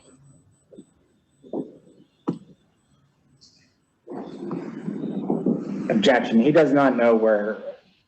Well, just all the homes that back to it. I mean, there's 22 by my count on Greensburg Pike that properties touch your property, the proposed property. So I'm just wondering if they considered the view and the sound and the exhaust from the idling. But when you're showing the removal of all of these trees and these 15-foot retaining walls, I mean, what is the view from a backyard that abuts this? Ms. Stewart, can you identify possibly on one of the exhibits that had previously been put up, or which particular vantage point you have that might be helpful for Mr. Westbrook to respond to your question? I think one of them was exhibit 44, and you know, I don't have the benefit of having all these exhibits in front of me, but I think it was. Ms. Stewart, I apologize, but this is always a good reminder too that, and I know Alex is really good about this, but all these exhibits are available on the borough's website by link. I agree. It's easier for Mr. Gallagher to pull it up. So I think he's on exhibit, was it 44 you were looking for? Yeah. Okay. So on the west side. This is 18. So hold on one second. Let's see if we can get there for you, Ms. Stewart. Well, but this one works too. I mean. Okay. I mean, this one works. Okay, so there's Greensburg Pike, and if you count all these homes, and I'm one of them, that are backing right to this facility, particularly where this driveway is coming in, and I'm seeing 15-foot sound walls, and removal of mature trees and the placement of young saplings, probably. I'm just wondering what the view is going to be like. I mean, especially when you're elevated. So we're going to be looking through basically no trees at a huge building that's twice the height and a driveway right there with trucks idling. So I just wondered if they considered looking at this. You can see all the residents' homes and how many houses are going to be impacted by this. But Ms. Stewart, I think, and if I could, I don't mean to cut you off, but I think if your question, which I asked pretty early on there, is what's the view or what's the vantage point from that area? I don't know if the applicant has an exhibit that reflects that view, or if there's another way you want to respond to Mr. Westbrook. No, that's fine. But I would like to ask Mr. Westbrook, have you been to this site where this is proposed? I have been to the site, yes. And most recently? I don't remember the last time I was at the site. It was within the last 5 to 6 months. Okay. And have you worked on other Amazon warehouses in the area? I'm trying to think. I've worked on other industrial facilities. I don't know if in this area, or I don't know how to quite answer in this area, but. Okay, that's fine. That's fine. I'm good. Thank you, Ms. Stewart. We are coming up, getting close to 8 o'clock, so hopefully we can get through the last couple of questioners here. We will be taking a 10-minute break at 8 o'clock, as we have been doing the last couple of hearings. So Alex, who's up next? Well, Gavin, I see in the attendees panel, Jane Pellegrini, who has raised her hand, and I don't recall seeing that name in the past. So why don't we allow her to speak and identify herself and express if she's interested in being an objector. Thank you. Go ahead, Ms. Pellegrini. I'm Jane Pellegrini, and I live at 461 Woodland Hills Drive. And I have a lot to say about what is going on, and my daughter is going to help me with that. Okay, Ms. Pellegrini, before we get into that, I want to be clear for the record. There will be a time for you to provide testimony and you share your thoughts about this particular development, but that's not now. That would come later. So that's Okay. one point I want to make. And then secondly, we need to know whether you're seeking party objector status, which means that you want to actually question all the witnesses or have the opportunity to question witnesses and present your own case, or if you'd simply like to share your thoughts towards the end of the hearing as a resident or taxpayer of the borough. Yes, She'd like to be sorry. an objector right now to ask questions. Yes. Okay, and can you identify yourself, whoever just spoke, for the record? Yep. It's My Jean. daughter. Yep. My name is Jean Pellegrini, and I am a power of attorney for my mother, Jane Pellegrini, and my father, Casimir Pellegrini. Okay, and so the appropriate, I'm sorry, do we have your address? You may have already said it. I apologize. 461 Woodland Hills Drive. My mom gave it to you. Yes, I apologize. That's okay. So the situation right now is that we have a witness for the applicant, Mr. Christopher Westbrook, who is on the stand, for lack of a better term, and available for cross-examination. So Ms. Pellegrini, do you have questions for Mr. Westbrook? Yes. I have one. Go ahead. Alex, do we lose the Pellegrinis? She just needs to unmute herself once again. Okay. I think we did that. There we And go. why don't you, if you'd like, you can use your camera. That's been made available to you as well. Yeah, no, thank you at this time. What I'd like to do is just ask a simple question to the witness. I'd like to know, my mother would like to know, what were your team's top 3 priorities in developing the plan that was presented to council tonight? I'll tell you, I'm gonna object, this is irrelevant. I mean, I understand the objection. If the witness is, can we let him attempt to answer? If he doesn't know, he doesn't know. Or if he's not able to describe what the 3 priorities are, or maybe there weren't 3 priorities. If you could try to respond, Mr. Westbrook. Yeah, I don't know how to answer that question. Okay, thank you. Ms. Pellegrini, any additional questions? I'm sorry that he can't answer the question because I think it's important to understand what were the guiding principles in developing this plan. And I would think those priorities would embody the guiding principles, and I'd like to understand what they were. Ms. Pellegrini, do you have any additional questions? I do not. Okay, thank you. Alex, do we have anyone else who's seeking to ask questions at this time? Gavin, I do not see any hands raised at the moment. Okay, well, I thank you for that, Alex. I would note we currently have 148 total participants right now. I believe about 25 or so are panelists, so lawyers, witnesses, counsel, et cetera. And we are getting really close to 8 o'clock, so this looks like a good time to break. So we'll step away here for 10 minutes till about 5 after 8. And then we can turn it back over to the applicant for any redirect, and then for any additional witnesses. Thanks, everybody.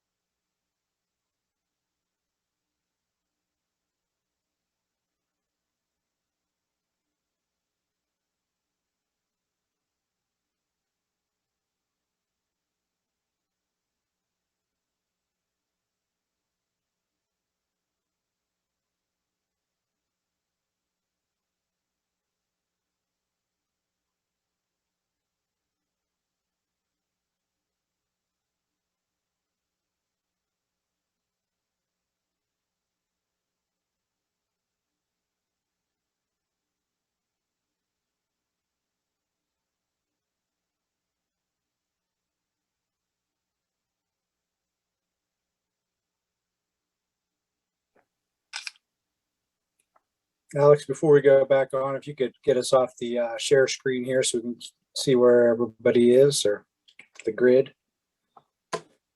We'll make sure that Kim is ready for us to go back on the record.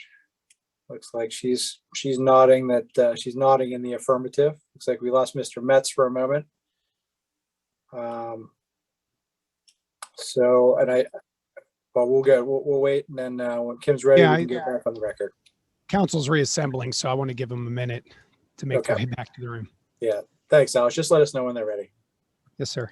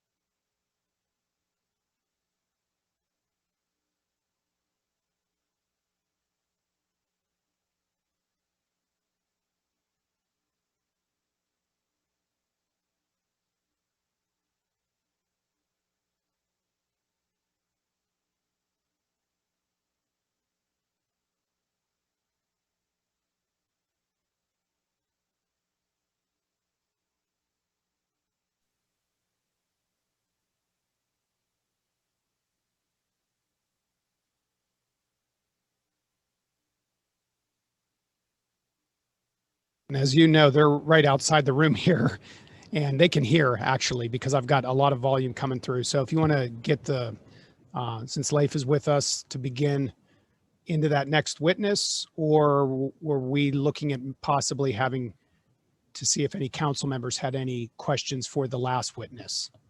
So yeah, I was gonna do that on the record, but certainly we did want to, if Mr. Westbrook is available still to answer questions from council. I don't know if there are any.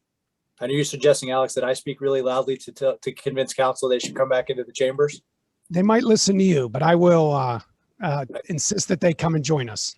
Okay, I gotta be real careful how I gotta tread a little lightly on that, but Here they come. They're starting to come in now. And yeah, I wanted to give them an opportunity if they did, and you can check with them on the record to see if they have any questions for Mr. Westbrook before he's relieved for the evening. I see that Carly's on the hot seat, and maybe Chris might be able to answer a few questions before she gets started.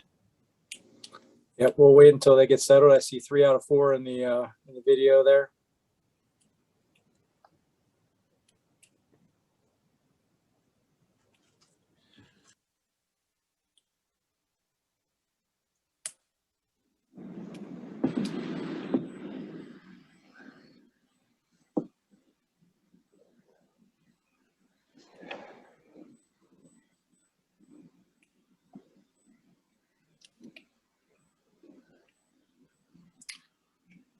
While we wait for our last council person, I will note that we are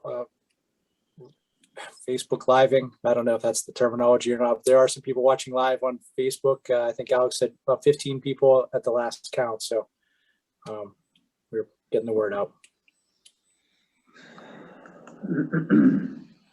Individuals can share that link as well. So those who are watching can share it and have more people. Plus, it's pretty much available immediately after the meeting for viewing. Our YouTube takes about a day to upload because it's a little more challenging to upload a 5-hour video to YouTube. But Facebook can be watched at any time once the meeting is over. Okay, I think thanks, Alex. Appreciate that. Let's go back on the record. All right, Mr. Metz, did you have any redirect for Mr. Westbrook? No, we don't. Okay.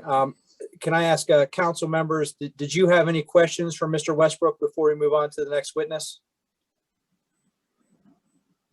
Yes. Okay, if you could remember to just identify yourself before you ask your question for the court reporter. Yes, Councilman Matt Castiglia. And Mr. Westbrook, I'm wondering, can you please bring up the exhibit that has the site plan again?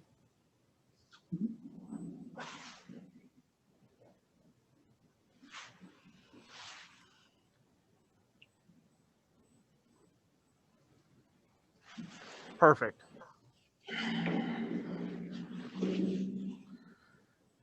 So hopefully this is a fairly simple question, yes or no.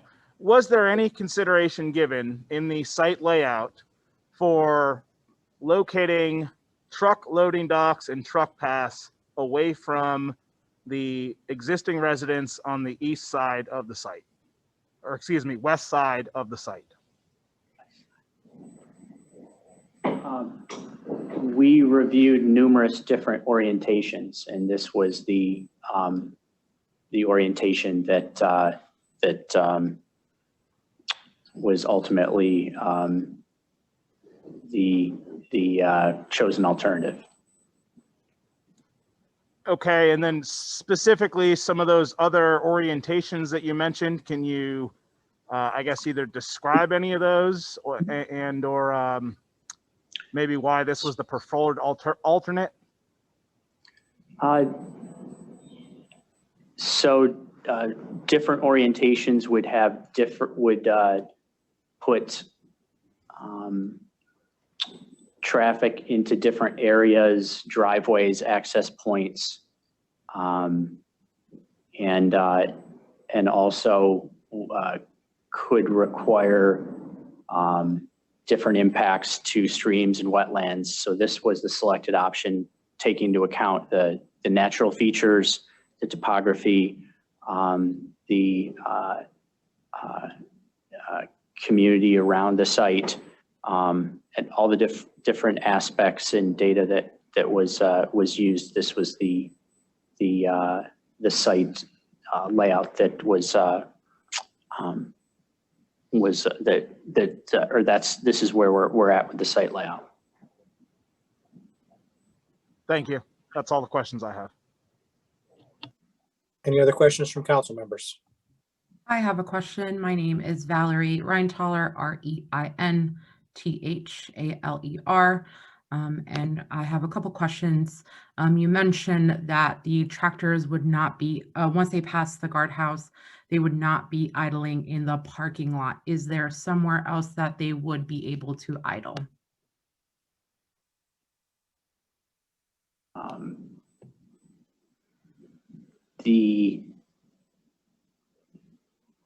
There are no idling areas proposed in the front of the building. No.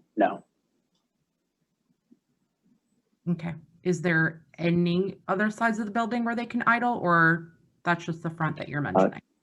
So when trucks leave the facility, they're not intended to park in the employee parking lot and idle there. Okay. My other question is regarding the building height. You said that it's less than 125 feet, and you said it'll be approximately 100 feet. Is that correct? That is correct. How much taller is that the current structure will be?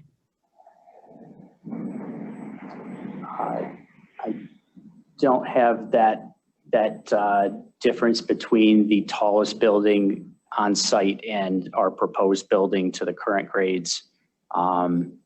I will note that the existing the proposed building the finished floor will sit a little lower than the existing buildings, so that decreases the difference. Okay. And not sure if you might be able to answer this question, but this is regarding the tree planting. The images shown are those prior to the changes. You mentioned that there will actually be more tree planting. Is that correct? The renderings that were shown were from, I believe, February and April Planning Commission meetings, and since then, additional plantings have been added to match or on the landscape plans. So. Thank you. That's all the questions I have. Yep. Anything else from council members? Sorry, Adam McDowell, member of council. I had a sort of a follow-up on that tree question. Has there been any thought to that additional tree planting it around the sound walls, or incorporating some of the existing trees around the sound walls in order to visually shield the walls from residents? Yes, we have trees planted along each of the sound walls and retaining walls on the landscape plan that was presented. And those trees would be on the side that is facing out of the site, so that when the residents would look in, they would see the trees, not the sound wall. Is that correct? Yes. Okay, thank you. No other questions from me. Hi, Jade Warren, Council President. I've got a few quick questions. First of all, and if you're unable to answer these, I understand, and you can let me know. But you had mentioned something in respect of putting solar panels on in the future. I'm wondering if you can, one, talk to the fact of why not do this as part of the main design, whether or not that was taken into consideration, if it's been in other sites that you've worked at, because you have said you've worked at other sites, whether that's been something that's been in the primary design, and if so, why we're not seeing that here. And I'll pause because I know that's a lot of kind of parts to that question. So the one part about the timing, I don't know the answer to, but I know that that other buildings that I've been involved with, the roof has been designed for installation of the solar at a future time. And have you been able to assess what the future time for those particular buildings has been? I'm afraid I don't know. Sorry, I don't know the timing on other facilities. Okay, and that's certainly something that just in addressing one of the concerns we'd love to know. You said that you had been involved in other facilities. You know, have any of those been LEED certified, or are you aware of any Amazon warehouses that have been LEED certified? I don't know of projects that I've been involved with being LEED certified. Can't speak to the entire network of facilities. Sure. And in your kind of design process, or in your partaking in or participating in this process, was there any discussion about LEED certification? There have been discussions about environmental components of the project. But specifically in terms of certification? Sorry to jump in there. And environment and energy efficiency for the building, and with respect to the codes as well. So there have been discussions about the energy efficiency of the building. Right. I was just wondering if there were any discussions, particularly to the certification level of a LEED certified warehouse. No, I am not aware of. I don't know if there are discussions I wasn't a part of about that. No worries. As I said, if you don't know that, I certainly understand. Yep. One of the questions that you heard from Councilman Castiglia regarding the orientation of the building, I think that's something that a number of us have interest in kind of understanding a little more on. You had said that there were, some logistical reasons, I think. When you were making the determination, Did you look at both the logistical reasons in terms of the trucks and whatnot, but also the differentiation between the impact it would have on residents? So for instance, or example, you know, if it is configured to the north, what is the sound versus if it is configured to the south? Was that assessed when making this determination? We did weigh all did weigh different aspects as you're mentioning. Sound, view of building, and yes, there were different orientations were considered. And for the purposes of our consideration and understanding conditional use and trying to ensure that this meets the conditional use, were those options ever provided to council? I'm not sure. Is that something that you may be able to make available to council?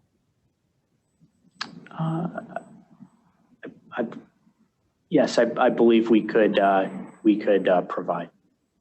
That would be really helpful. And again, I know there are a number of things that go into those considerations, so I'm not weighing one direction or another. There was a question that was brought up by one of the objectors that was related to the choosing of materials and whether or not if Churchill had some kind of say in that space, but also they had asked about the kind of relation of the sound wall and of the retaining wall and those materials. I know there was some kind of back and forth about it, but would and if you don't know, it's okay. Again, I can follow up with folks later. But would the acoustical expert have a say in the choice of those materials? Are you aware of that? I believe the acoustical engineer could have a say or could have input into that decision. Yes. So, and I recognize the world of testimony, and so I don't mean to be difficult. But I believe you said could, and I believe I said would, and I know it's semantics, but it means a lot. So my apologies. But will they, or do you not know? We have reviewed those, and I don't believe that it was. I'm trying to think of the answer.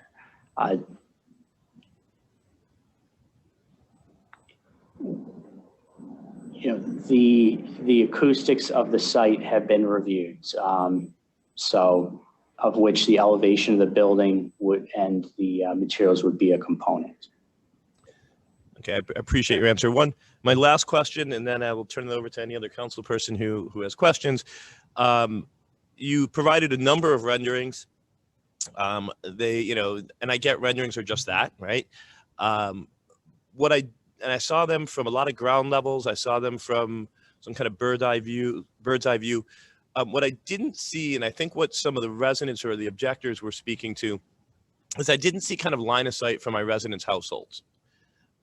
Do we have, or do you have those available under the current rendering of the building that we could see what our residents are going to be looking at? I think that would be very helpful. Is that something that has been done? I believe there was some conversation about it previously, so I'm just wondering if you can let me know what the answer to that is. I believe we could, if there are renderings that have not. I believe we provided renderings from various views, but we could review and see if there's any that we didn't provide that we have available. That would be great, just so I think people understand what the line of sight will look like for them. Excellent. I have no further questions. Thank you very much. I appreciate it. Thank you. Okay, Gavin. Yes, Mr. I Collins. guess it's Kevin Collins, Councilman. I have a couple of questions. Sure. And it's concerning the use of alternate fuels on the tractors that are going to be used in this facility. Is there a plan to require in the future, these tractors to transition to, say, natural gas or hydrogen? I know that the you're putting in EV stations, probably for the people that work there. But is there a plan to go to alternate fuels for the tractor trailers? I don't know the answer to that. I'm sorry. Okay. Thank you. I had a question, Gavin. Norma Greco, Council. You may have answered this, but I was wondering if I'm driving down Beulah Road, will I see vegetation or will I see a sound wall? We're leaving the vegetation along Beulah Road. Okay, so that will be unchanged and the sound wall will be somewhat behind it. That is correct. Okay, thank you.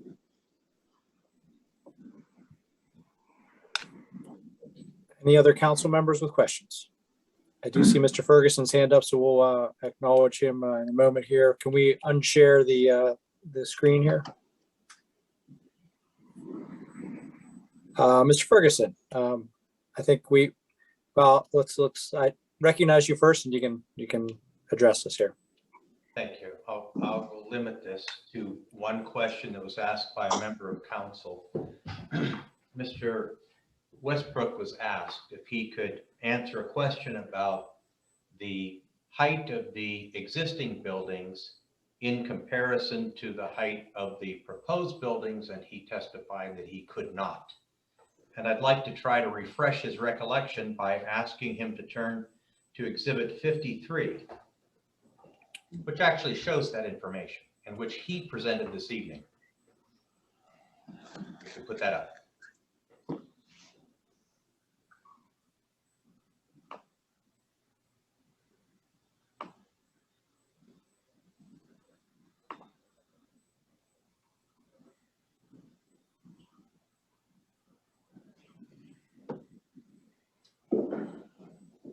Thank you very much. Mr. Westbrook, does this exhibit that you displayed this evening help refresh your recollection as to the relative heights of the proposed building against those buildings that are there now? It is the figure we presented, so it is there. I'll take that as a yes. So what's the tallest existing building now?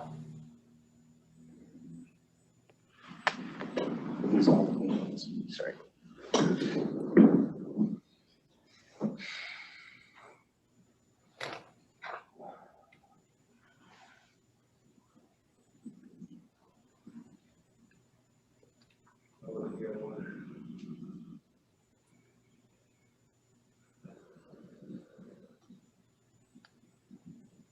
This figure is showing a building of approximately 55 feet in height.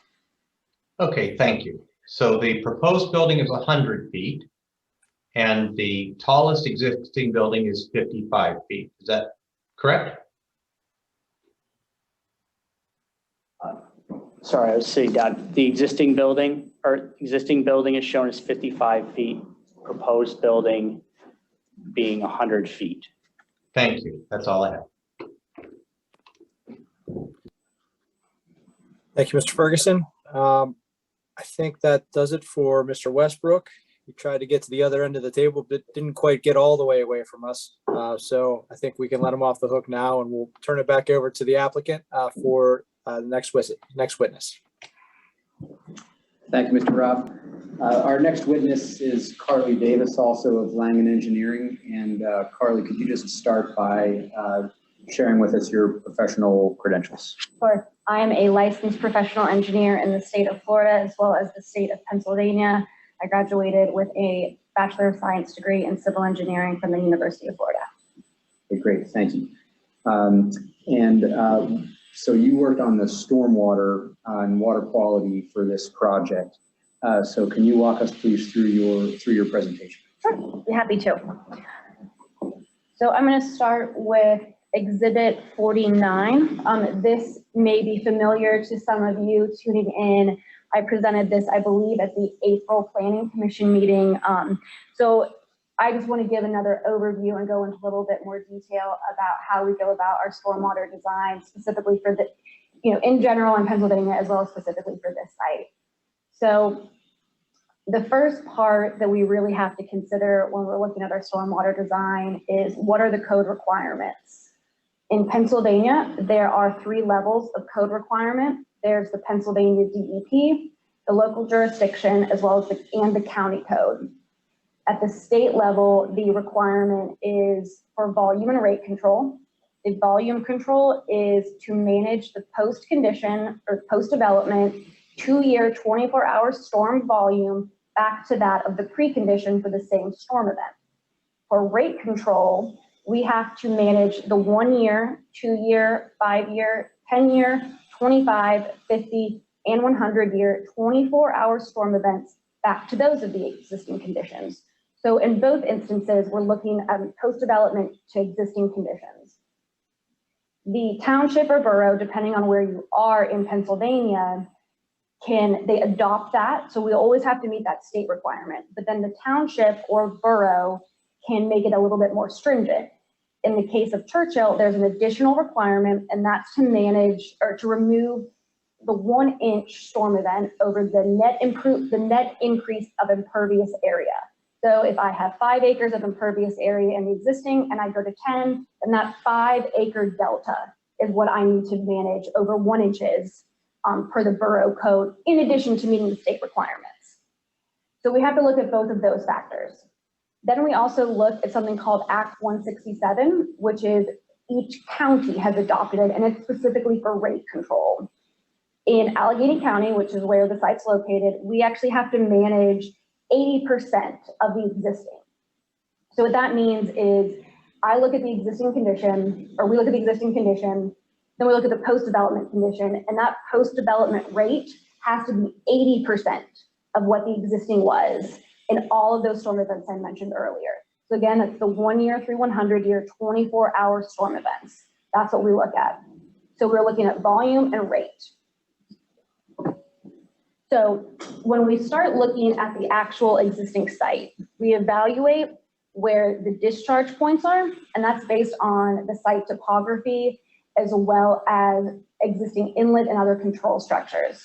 So through this site, after survey data, field visits, et cetera, there's one existing stormwater pond that's located at the northwest corner of the site that pretty much everyone can see when they're traveling on I-76. And you can see that there is this structure right in the middle here, and that helps to control the rate. What that does, so stormwater comes into this pond, it fills up until it gets to this rim elevation, comes in, then it travels through here into this existing culverted stream, then eventually discharges to the southern property line offsite. That's one area. On the other side, there's 2 additional basins or watersheds that we've identified, and have the 2 more points of analysis, as we call them. So in the existing site, we look at, okay, where are watersheds, and also how much impervious area we have. So really the first step is we look at the volume. We establish what our land covers are in the existing site in those watersheds. So we apply curve numbers, and we can get into that in more detail if needed, but it basically establishes an impervious surface generates X amount of runoff, whereas a wooded condition will generate X, and then maybe a meadow condition generates Y. So all that's taken into account when we do a pre to post analysis. So this is the second piece of, or second slide of Exhibit 49. So I talked about the 3 discharge points originally. So kind of to the southern side of the site, and that's where stormwater from the existing pond comes down and leaves our limit of disturbance in the site. Discharge point number 2, which is analyzed at this point on Buell Road, you can see the existing topography where you have a lot of sheet flow coming down across here. And then discharge point number 3, which is a similar fashion. So we do our volume, we look at pre-post curve numbers, pre-post land covers, I make no bones about it. We're adding impervious area as stated in our stormwater report. Without BMP controls, we would be generating a net increase. However, because of that net increase, we have to institute what are called BMPs, or best management practices, which the Pennsylvania DEP gives us guidelines for. It's the Pennsylvania Stormwater BMP Manual, and it gives a number of options or ways to manage stormwater, but we have to pick what's best for the site, knowing our site conditions. So in this particular case, knowing the historic uses of the site, infiltration is really not something that we want to do. There was historic mining on the site, as well as contaminants identified in a phase 1 report, a phase 2 ESA. So sending water through the pervious area is not really something that we proposed, that we want to do. So we've allocated the stormwater into various watersheds on site, and they go into 3 underground detention facilities. This is slide 4, that are located as shown on the site plan. So these are large underground corrugated metal pipes that have weir control structures to help with the rate control as well as volume. We showed this previously. At the various discharge points from the site, you can see a total release rate that's less than 80% in all conditions. So we look at discharge point 1, we reduce down to 80% in a 1-year storm. However, that number only gets better as we increase the storm event. Same thing for discharge point number 2, we reduce it by almost 50% in all storm events. And similarly, discharge point number 3, we're reducing it in various ways, but again, below that 80% that we are held to per the Act 167. Carly, may I ask you a question? Yes. Can you talk a little bit more about what does it mean? What does this release rate mean? And so are we making things better or worse? Better. So what this means is that at the peak rate of the storm event. So a storm doesn't happen literally. So rain doesn't fall at the same amount over a course of 24 hours. It starts off slow and in general gets higher and comes back down. At that peak rate is what we're looking at. What's that peak rate of discharge from the site? We're saying at that moment, we reduce it down. So we take the existing condition, 80% of that at a maximum is what is coming off of the site in the proposed conditions. So the release rate is the rate at which water is leaving the site. Correct. And so, for example, here in your chart on discharge point 1, in the 1-year storm event, the release rate is 78.08%. And so that is 78% of what compared to what? That is 78% of the existing condition. Okay, so would it be fair to say that for that storm event, that we are reducing the rate at which stormwater is running off the site by about 22%? That's correct. Okay, thank you. Yes. Mr. Metz, if I could, we're having a little bit of and I'm not sure it's coming from your room or not. Is there possibly a computer on there we're getting some sort of waves kind of whooshing across the sound system here? So if there's a way to mute that, I don't know if it's coming. Thank you. We'll try to move this laptop a bit further away from the mic. Thank you, I appreciate it. That improve it? Oh, I think so. Let's play it out and we'll see if we need to make any other adjustments. Okay, thank you. Carly, go right ahead. All right. So the underground detention systems, this is typically what they look like. These are the corrugated metal pipes. Typically for sites that are this large, this is about the size that we're going to be looking at. You can see it as compared to one of the backhoes here. This one is probably maybe 9 to 10 feet in diameter. We are looking at that large of pipe systems out here. These are all specified by a manufacturer. They're built all over Pennsylvania, all over the country, facilities of this size and much smaller. They're really used in a variety of applications, but we have found that for sites like this is a good option. In addition to the underground detention, we also have above ground detention, which are these 3 stormwater ponds. So the existing pond, a pond to the south of the site right here, and a pond in the northwest corner. So that provides additional rate control beyond just what is in the underground system. These work in series together. So we go to an underground tank, to an above ground pond, and then discharge. Similarly, on the north corner or the northeast corner, we go to an underground tank, then to the pond, then out to Beulah. And on the southern side of the site, a portion goes to an underground tank, and then to the pond, and another portion goes straight to the pond. It's all about manipulating, the drainage areas and where we put that water, and making it as best as possible for the site. And Carly, can you go back to the picture of the large pipes? Yes. So can you just talk a little bit more about the function of these? Do they designed to hold water, or how does the water come in and go out? Like what is their function? They're designed to hold water. So this one's probably the best example. You can see here, there's a large pipe that's coming in. So water would generally come in here, and then it would start to fill up. It would start to go through all these different pipes and fill up until it's able to be discharged at another point. So in the case of our design, in each of the underground tanks, we have small holes that are basically at the bottom of this tank that will allow water to come out at a very slow rate in smaller storm events. And that's per the PADEP design guidelines. In larger storm events, we have additional outlets as we kind of get higher and higher within the pipes that allow water to come out at a faster rate, because we have generated a faster rate in the existing condition in those larger storm events. So would it be accurate to say that water can fill up inside these pipes quickly, but then it is released slowly? Yes. Thank you. Yep. These vertical pieces that you see here are access risers for maintenance. So you can see that there's various locations that these can be placed in.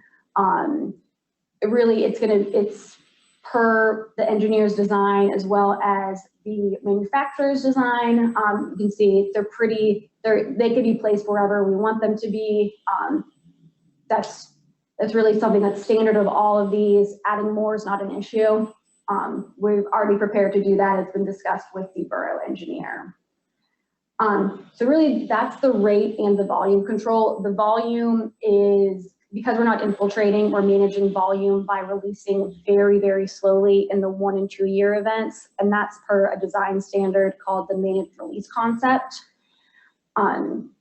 So volume and rate is basically all managed via these underground tanks and the above ground detention ponds.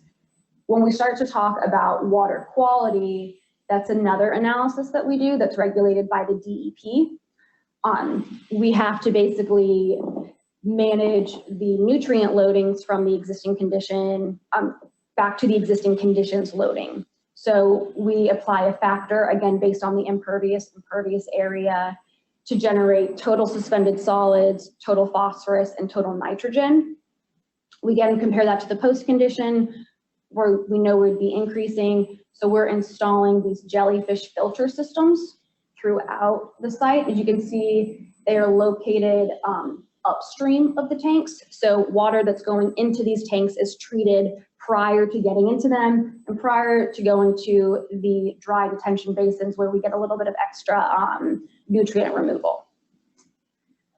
The jellyfish filters, you can see we have 2 on this tank, 2 on this tank, and 3 into the larger tank because it's taking more water. And those are all based on let's show you pictures. So dirty water comes in, it's pushed down, filters out through the jellyfish, come back and clean water comes out. This is typically what one looks like. Again, we have 8 of these. They're in various different sizes based on our flow rates that are coming in and the net removal that we need to come out. So it's a bit more detailed than that as far as what numbers we use and why we use them. I'm sure I'll have questions about that, but the general overview going back to page 2 of Exhibit 49, see the proposed condition here.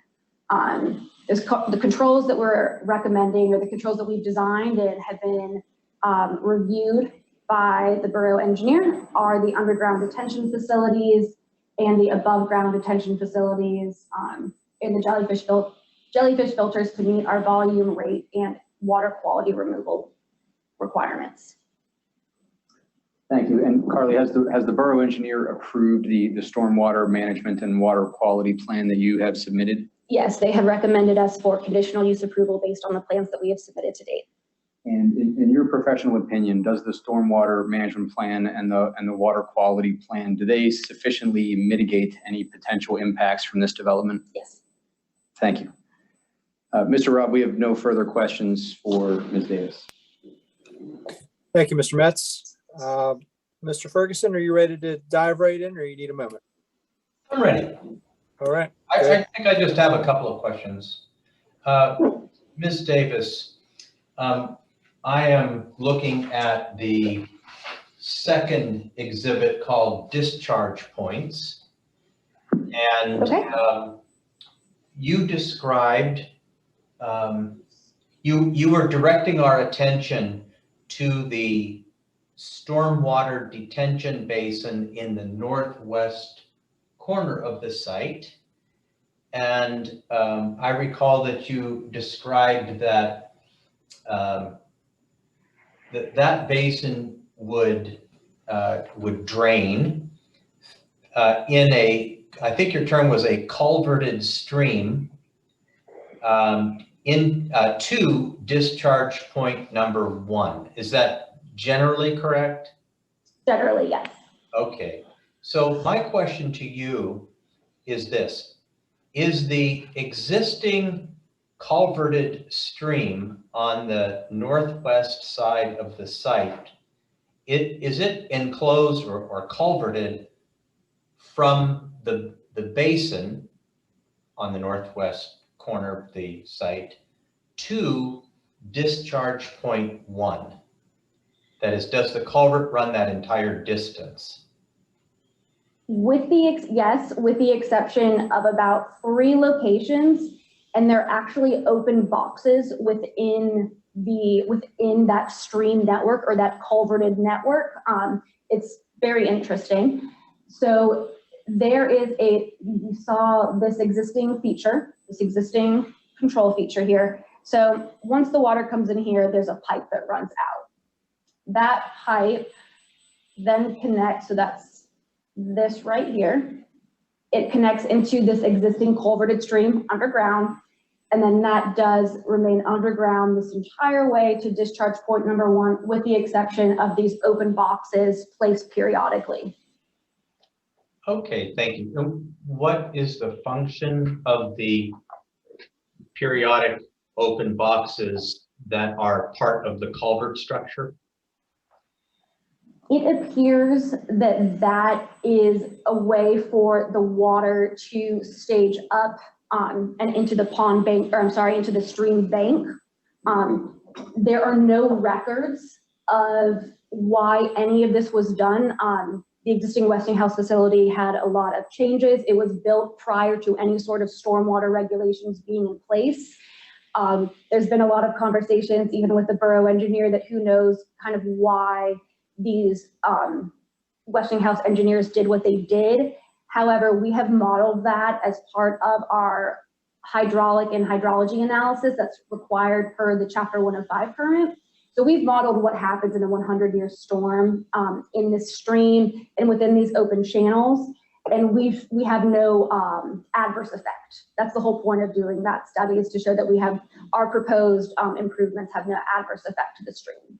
Okay, so it's correct to say then, using my more lay terms, that that this, what we're calling a culverted stream, there's really no, between the northwest basin and discharge point 1, that's not really a natural feature anymore, and I guess hasn't been since it was culverted. Isn't that correct?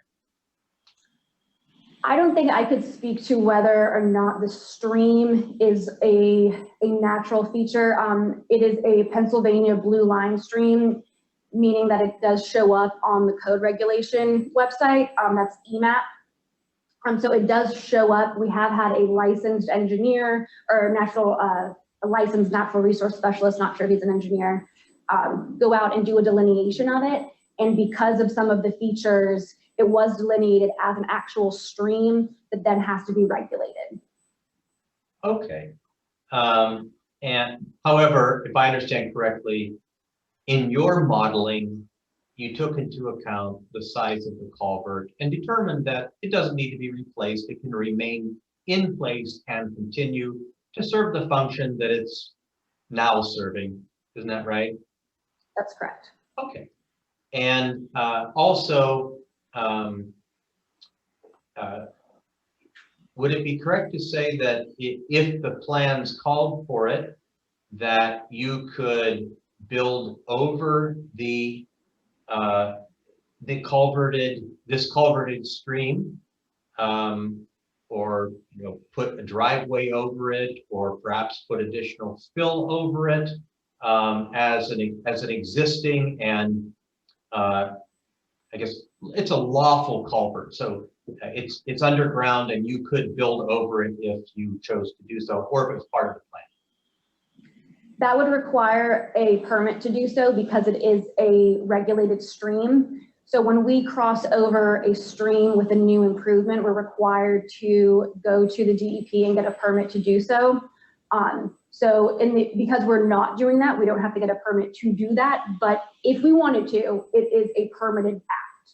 So we would have to go and supply additional calculations proving that whatever options that, or whatever, if we had to upsize the existing stream to allow that water to pass through at the existing rate, we would have to show those calculations and get that approved by the DEP. So I'm sure there are perhaps other issues, but primarily it's an issue of the structural integrity of the culvert to support whatever you wanted to build over it. That's an important feature. I'm not saying it's the exclusive feature. If we were to build over it, that would be one item that we would look at, in addition to allowing the water to be conveyed at the same rate that it is now. Okay, thank you. One more question, I think. Did your stormwater analysis include the additional driveway and parking areas at the southeast corner of the site? Yes, it did. Okay, so could you describe for us the stormwater facilities that will be implemented to account for the additional driveway and parking areas that are part of this application? Sure. So as you can see from this site, we have a series of underground pipes that are coming through the roadway that then connect into Beulah Road. So one key thing to kind of understand about this site is when we're looking at all the water in the existing condition that's coming across this overland flow and onto Beulah Road, we actually take a significant portion of that flow that's currently coming across and going to Beulah Road and redirecting it elsewhere on the site and through different BMPs. So just by the nature of reducing the area that's going to that direction, we reduce the rate. So there are no detention basins or underground detention facilities located for this access road. However, we still meet the rate control requirements by reducing it back to the 80% of the existing, sorry, 20% of the, 80% of the existing condition, sorry, getting a little ahead of myself. We reduce it down to that 80% simply by redirecting the water elsewhere.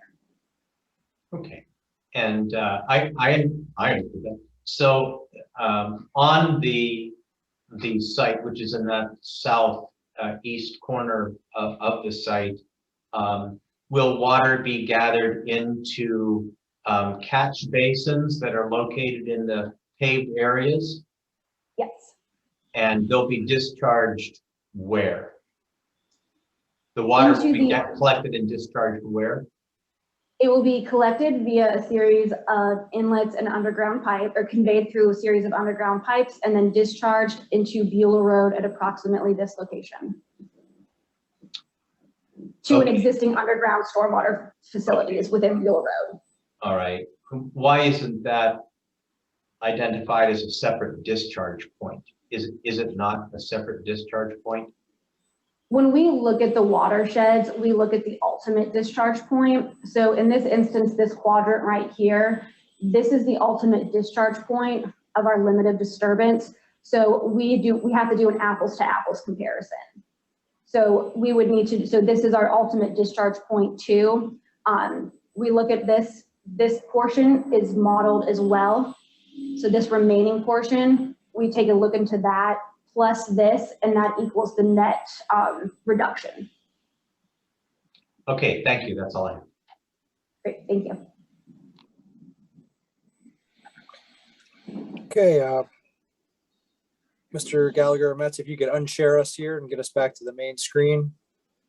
Thank you very much. I don't know why I have difficulty not being able to talk without looking at what I'm saying, but anyway, sorry, still working through this here. I do not see any hands raised, but we will now provide an opportunity for other party objectors. So Gavin, what I'd like to do, this is Alex, the borough manager. Maybe we could start with Liz Kassman and then Ruthie. They've already been promoted into the room, and Jill, she's been promoted as panelists. So we could have Elizabeth go first and Ruthie and Jill, and they could simply identify, and I believe I moved Jane over as well, and they could simply let us know if they have questions that way. Meanwhile, yeah, for attendees, if they raise their hand, we'll acknowledge them as their hands go up. I would ask too, even though, Alex, even if they're panelists, if we could have people raise their hand anyway, it does allow us to keep an order of folks for when they raise their hand, and at least allows me to sort of track where we are on the list. So I would ask us to keep continuing that practice. So I see Ms. Klein does have a hand raised. Can we start with Ms. Klein?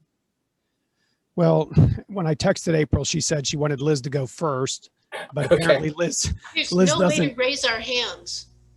Oh, yes, right. that would help us to do that if you could do that, but you're unmuted.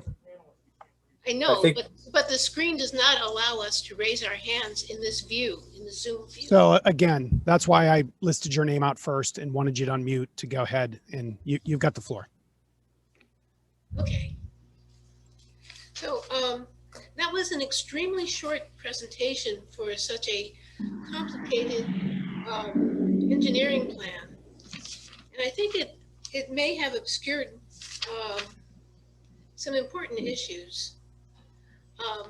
For instance, Gateway noticed something wrong with the total suspended solids calculation in the water quality report. And the response from Hillwood didn't get around to it, didn't really answer the problem. I would like to know what efficiencies for total suspended solids, total nitrogen, and total phosphorus did the engineers assume for 1, the jellyfish filters, and 2, the dry detention ponds? So I believe the comment you're referring to is about the water quality spreadsheets that the DEP provides. Correct. So the DEP spreadsheets are locked worksheets. They have begun to provide those to us about 2 years ago. So they no longer tell us what the equations are that we're doing, or the background of the equation. So we plug in our numbers and they tell us what our results are. Now we know what that backup data is.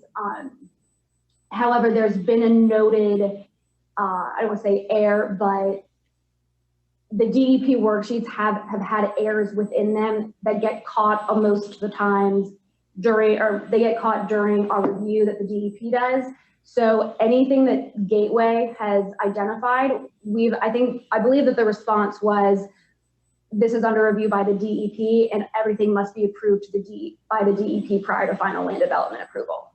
I'd like to respond to that because it's only locked if you click the use default value boxes, and if you unclick it, you can put in the manufacturer's claimed efficiencies. I did that. I calculated the water quality impact, and the water quality impact using the PADEP Mr.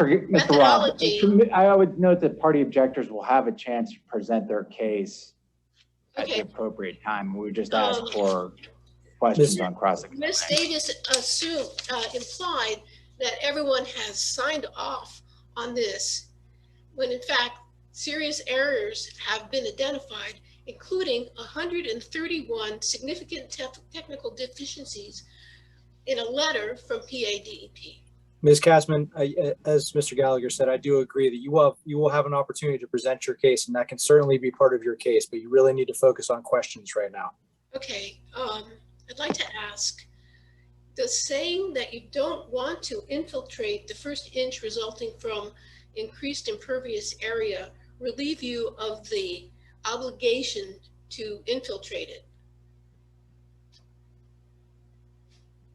I'm sorry, the reason you gave for not obeying the Churchill code that requires you to infiltrate the first inch of runoff that is resulting from the increase in impervious area was that you didn't want to infiltrate it. And I'm asking if your desire not to infiltrate it relieved you of the obligation to infiltrate it. Our desire to not infiltrate is based on the existing conditions of the site and the historic use of the site, which is of mining activity and several contaminants that were identified. So the DEP actually encourages us to not infiltrate. I personally don't have a desire either way. My own personal preference doesn't really come into play here. It's what does the site require? You showed a table of release rates from the different design storms, 1 year, 2 year, blah, blah, blah, demonstrating that you're able to reduce the rate to 80% or less of the original.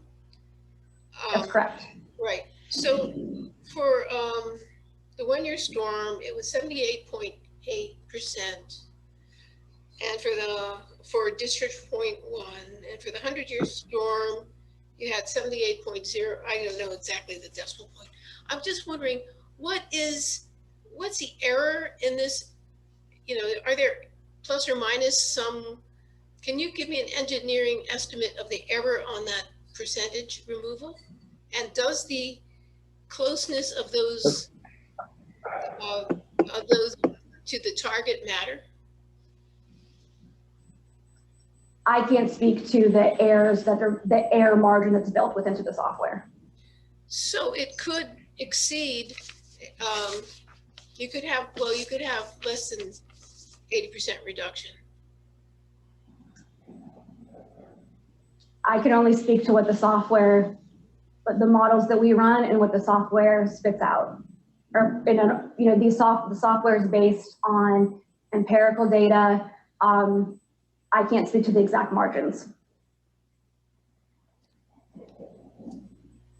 I'd like to ask you. You didn't talk about this directly, but there are some in your hydrology report. There's some cross sections of the unnamed tributary to Sawmill Run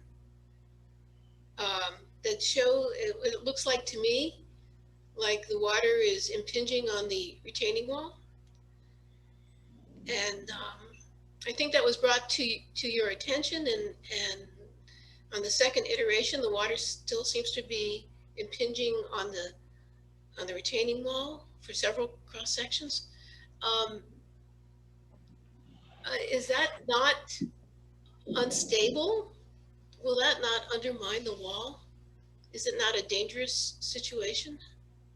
That will be part of the retaining wall design. So that particular area is going to be specially reinforced. So It will be designed to handle. It will be designed so that that's not a problem. Can you tell me how it is designed?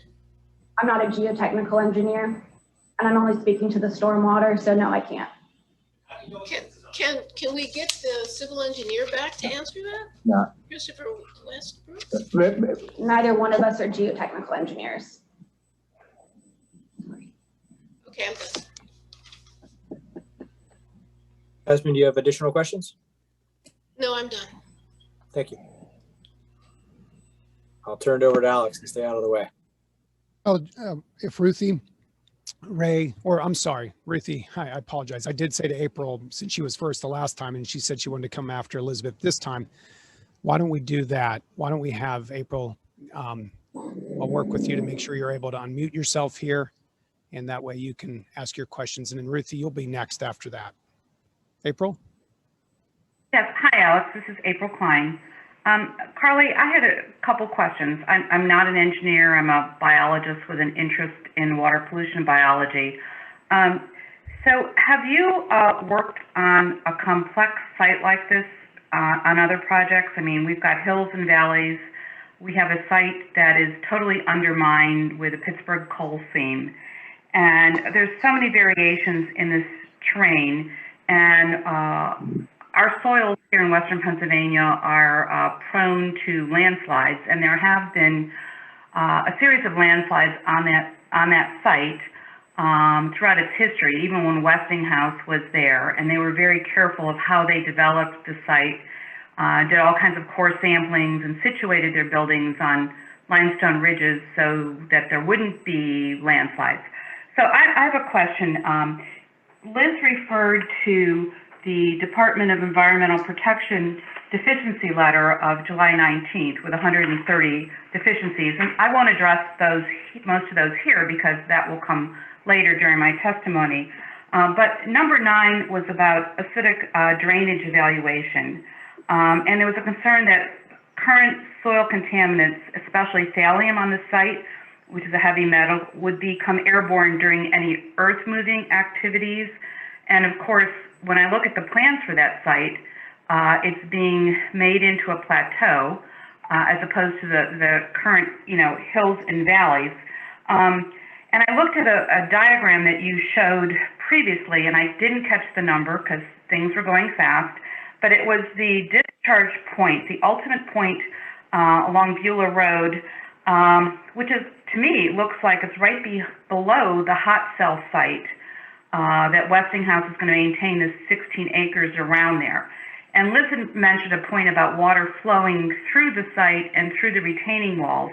And so I'm questioning, do you feel that this is safe, that water is coming through this site, through the potential hot cell site, to your ultimate discharge point into the Beulah Road Valley? And how would you mitigate any potential?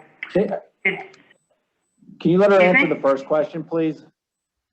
Certainly. I'm sorry. So I believe the first question was whether I feel this is a safe design. Yes. Yes, I do. Have you worked on a complex site like this before? I've worked on several sites, several Amazon sites within the area that have 100 feet of topography change, that have detention basins. Sometimes we have to add more underground facilities. I've worked on several other large sites for other clients. This is a large and challenging site. I don't know, I have not worked on something as complex. However, we had a team of people working with us. I'm not the only person working on this. We have geotechnical engineers, we have traffic engineers, collectively all working on this and coming up with the best solution. Okay. Have you worked on a site that's been undermined with coal mining activity? Because Sawmill Run has been polluted in the past with acid mine drainage. And you can see evidence of that where the stream is above grade as you go down the Beulah Road Valley towards Turtle Creek. And there's a concern that any earth movement on that site and stormwater remediation that results from that earth movement could reactivate acid mine drainage into Sawmill Run and then into Turtle Creek in the Mon Valley, where many communities get their drinking water. So have you worked? I mean, I can respond just to, I think there's 2 points to that.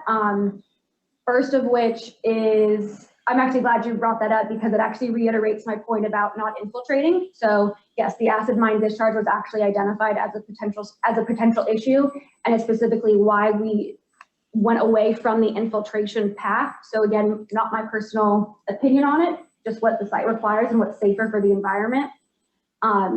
So that's the stormwater management portion of it. The earth moving management portion of it is part of the NPDES permit and the sediment controls that we've put in place, as you know, as far as our basins, the liners that would go into it, all of the filtration systems. So I think that any sort of earth moving activity would be handled via the materials management plan that we put together, as well as our typical controls that we put in for construction stormwater management. Thank you very much, Carly. Thanks, Ms. Klein. Alex, who's next? Ruthie Ray, why don't you go ahead and unmute yourself, please? Thank you. So I just have a couple questions. Based on your calculations and I guess whatever has gone into your plan, what happens if there's human error?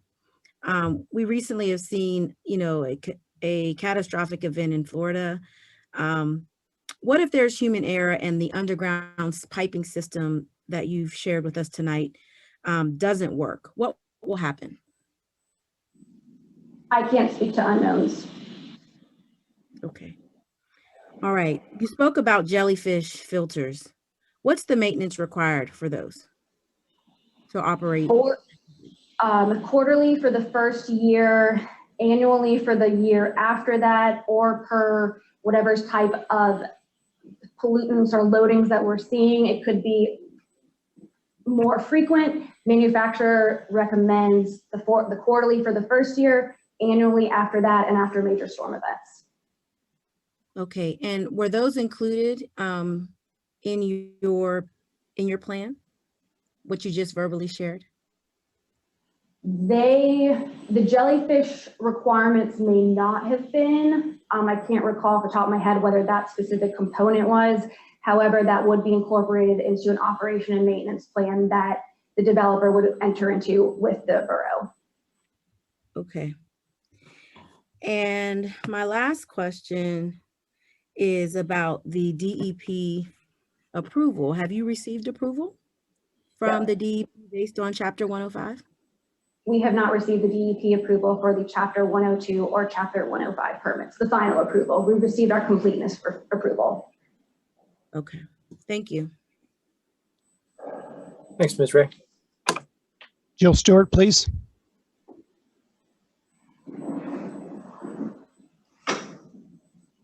Hi.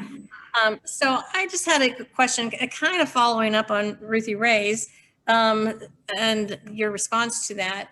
So as far as those detention centers and the jellyfish and the maintenance that's required on those, you kind of said that it fell on to the borough. Is that correct? So it's going to be the borough's responsibility to maintain these?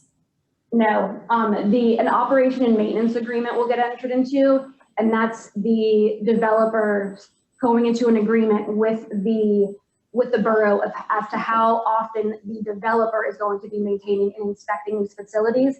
And in the event that the developer falls short on the requirements, that the borough has the right to enter the facility and do their own inspection and maintenance. There's more specifics to it. I'm sorry, what? There's more specifics to, you know, what happens in certain events that are more of a boilerplate legal agreement that I'm sure is going to be inspected heavily. throughout the final land development process. But the typical way is that it basically gives the borough the right to enter the site. And then does the cost of repair fall on the borough? I can't speak specifically to the one that's going to be entered into, but in other jurisdictions, yes. I'm sorry, no, it does not go to the borough. It goes to the developer. I'm sorry. Okay. All right. Thank you. No other questions, Ms. Stewart? No, I think I'm good. Thanks. Okay, thanks. Alex, anyone else? So at this time, there are no other individuals who have their hand raised in the attendees side. And I think we've gone through the individual and panelists except for Jane. So if Jane has a question, go ahead and unmute yourself and we'll let that question go forward. Yes, hi, thank you very much. I'm speaking on behalf of Jane. I'm her daughter, Jean Pellegrini. I'm sorry for my more layman's type questions, but I would like to understand a little bit more big picture. On the site, if the current site generates stormwater capacity of 100, what will this new proposed site generate on a scale? Is it 80, 100, 200? I'm not clear as to what the actual output will be. From a rate perspective, yes. It will be no more than 80. No more than 80% of what currently is generated? In the 1 year to 100 year 24-hour storm events, yes. So it will be 20% less than is currently generated due to the mitigation efforts. Is that what you're saying? Yes. Okay. Can you explain in terms of all the different factors that you described tonight, what will happen when it is ultimately released at the ultimate point on Beulah Road? How will this impact residential property infrastructure over that same period of time that you're using to measure, whatever the periods were, 5-year, 10-year, 1 year, 5-year, 10-year? What will be the impact? So in both cases, both discharge points on Beulah Road, they enter into the stormwater enters underground into the existing system. So it doesn't, currently what's happening is you see a lot of sheet flow come onto the roadway, and now we're taking that underground to tie into the existing system. So it's your testimony that the residential properties will be less impacted than they currently are today?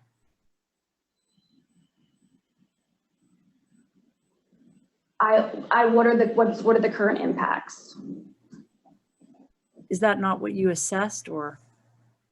I'm not assessing impacts to adjacent residential. I'm assessing flow rate offsite.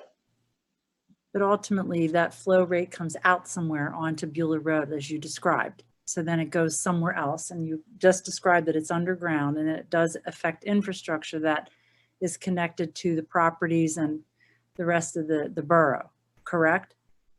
So the existing system that's within Beulah Road goes south to the interceptor along the Monongahela River, and then all that stormwater is conveyed to Alcosan. So the water goes underground into the Beulah Road system and then is conveyed south. So you're saying then there's going to be no impact, additional negative impact on anything to do with Churchill Borough, its road system, its residential properties? I don't know what the existing, is there an existing issue? I don't know. I'm asking you if that was part of your assessment, and can you make a comparison? Our assessment is on the analysis points of where water discharges the site, and we reduce the flow rate down to the existing 80% of the existing condition. I can't speak to what's happening on other areas of Churchill Borough. Okay. Any more questions, Ms. Pellegrini? No, thank you. Thank you. Alex, is that everybody?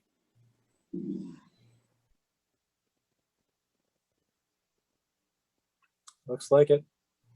Yeah, that is everyone. I don't see any other hands up. And then if you want to do council or other individuals, do that. Sure. We can certainly ask ask council if they have any questions, and then we can give Mr. Metz an opportunity for redirect after that. How about that? Yes, this is Councilman Matt Castilla. So I had a question on the jellyfish filter. You had mentioned dirty water. Can you be more specific to what that means and qualify that? Sure. So we look at two nutrients and one other parameter. It's total suspended solids, total phosphorus, and total nitrogen. And that's what I mean by dirty. I don't mean actual sediment. So we look at total suspended solids, phosphorus, and nitrogen because they have a detrimental effect on natural environment. So the jellyfish filter has a reduction factor with that. So it filters those items out. Okay. How about oil and gas? I mean, there's going to be a lot of vehicles and parking lots. What happens if there's a gas spill? Is that just end up going directly into the stormwater and then out into the streams?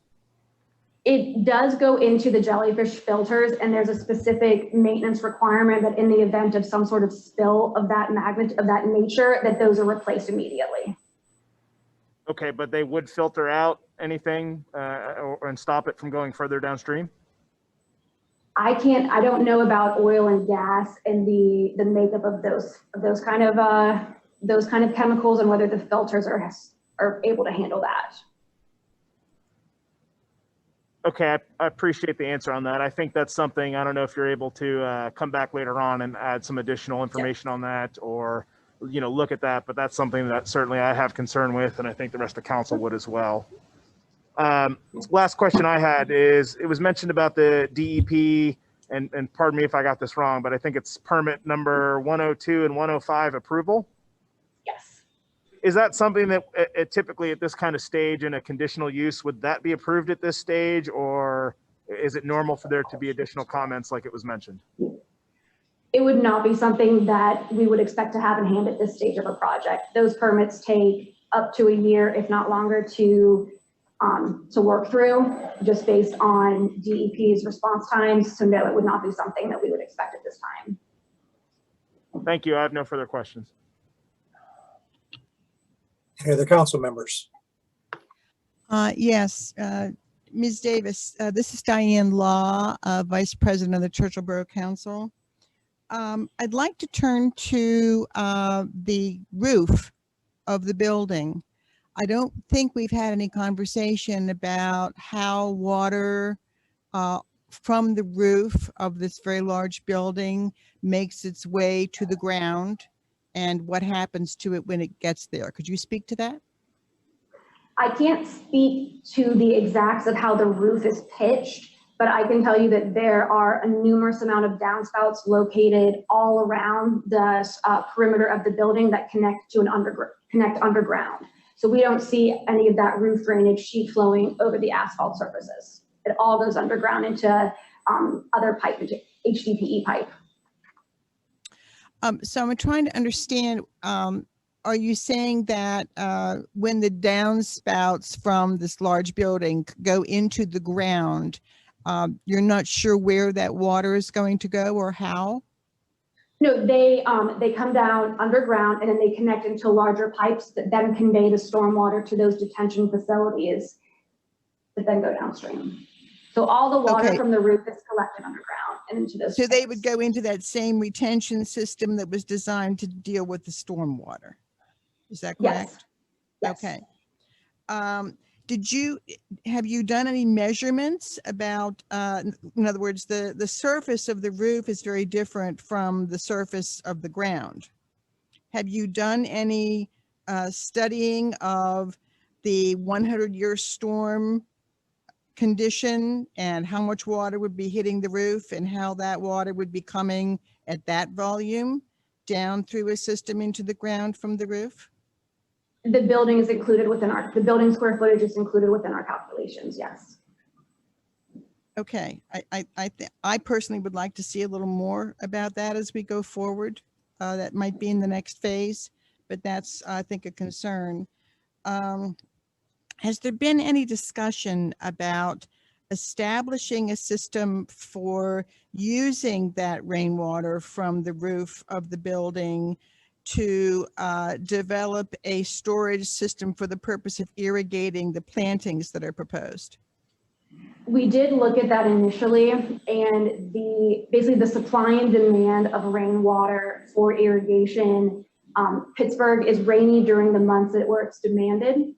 So what we see is that the plants are able to survive based on rainwater alone, and incorporating additional irrigation on top of that would then cause additional infiltration. So we did not go that route. Okay, yeah, I think that it's such a resource, that amount of water coming down, that we should try to think about how that might be used effectively.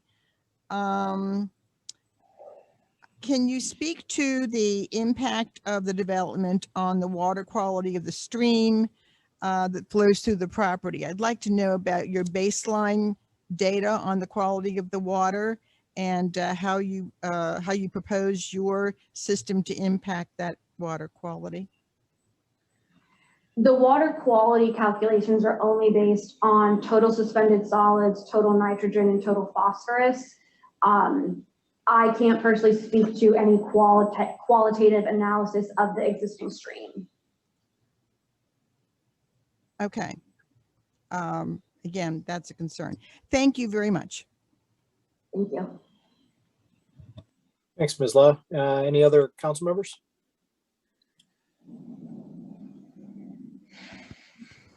I do see that we do have one other party objector who's, I'm sorry, looks like the mayor has a comment. Sorry, Mayor.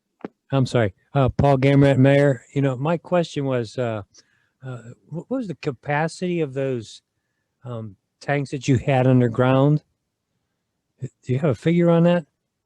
Mr. Mayor, you haven't spoken out this entire time. Why did I get this one?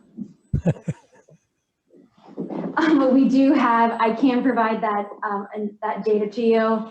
In a previous Planning Commission presentation, I'd actually compared that volume to Olympic-sized swimming pools, which is actually very appropriate, seeing how I believe the swimming finals are on right now. In all of our storm events, there's a different capacity because of the volume that's generated. So I think in the 100-year event, I probably shouldn't be speaking to something that I'm not in front of me, but it's multiple Olympic-sized swimming pools in those tanks that of water retained. Yeah, I'm just looking at the size in your pictures compared to that construction vehicle, and they're awfully large, and there seem to be excuse me, seem to be quite a few of them there. So it would be like thousands and thousands of gallons of water, which I'm trying to think, does that water ever completely drain from those tanks? It does. So on the very bottom of the tank is a small orifice. So, you know, it's a small hole essentially. And in the lower storm events, or after maybe the larger storm events have passed over or passed through the larger holes that allow more water, that water comes down and then seeps through those larger holes or those smaller holes at the bottom into the next facility. So it's sort of like a French drain. Think of it that way. Okay. The other question was, what's the lifespan? I'm looking at those pipes, and it seems to me it looks like a galvanized pipe. And what would the lifespan of something like that be? They are corrugated metal pipe. I believe when I looked at this earlier this year, I believe it's a type A process. And the results are looking at a 50, I think they've seen up to 80 years, but we're really looking at, I think, a 60 to 80 year range. Okay, thank you. Yeah, because I've seen just recently in the borough where they've, PennDOT, I believe, dug up some of those galvanized pipes, and they're rusted on the bottom. So I'm just curious to see, you know, what kind of lifespan there was on those things. This is a specific kind of treatment that is different than just a plain galvanized pipe. It's something that the manufacturer has used in several, you know, like I said, all over the country, has data to back that up. I understand. And, you know, one more question. I looked up those jellyfish filters, that they are reusable. Is that correct? In many instances, they're able to just be rinsed out and put back in, yes. So they wash those out, and then that contaminated water is hauled off site, correct? Yes, it's not something that's done on site. Okay. All right. Thank you. That's all I have. Gavin? Thank you. Gavin, this is Yes, Kevin Collins, Councilman. Oh, sorry, Mr. Collins, go ahead. I have a quick question. Miss, do you have an opinion that if this site was left as is, how long the current stormwater infrastructure would uphold? I have not done enough investigation to be able to give that opinion. You know, it's old. These facilities haven't been maintained in a really long time. We've seen that. I couldn't give a specific range, Yeah, but she's but gonna- it's in need of maintenance. Okay, thank you.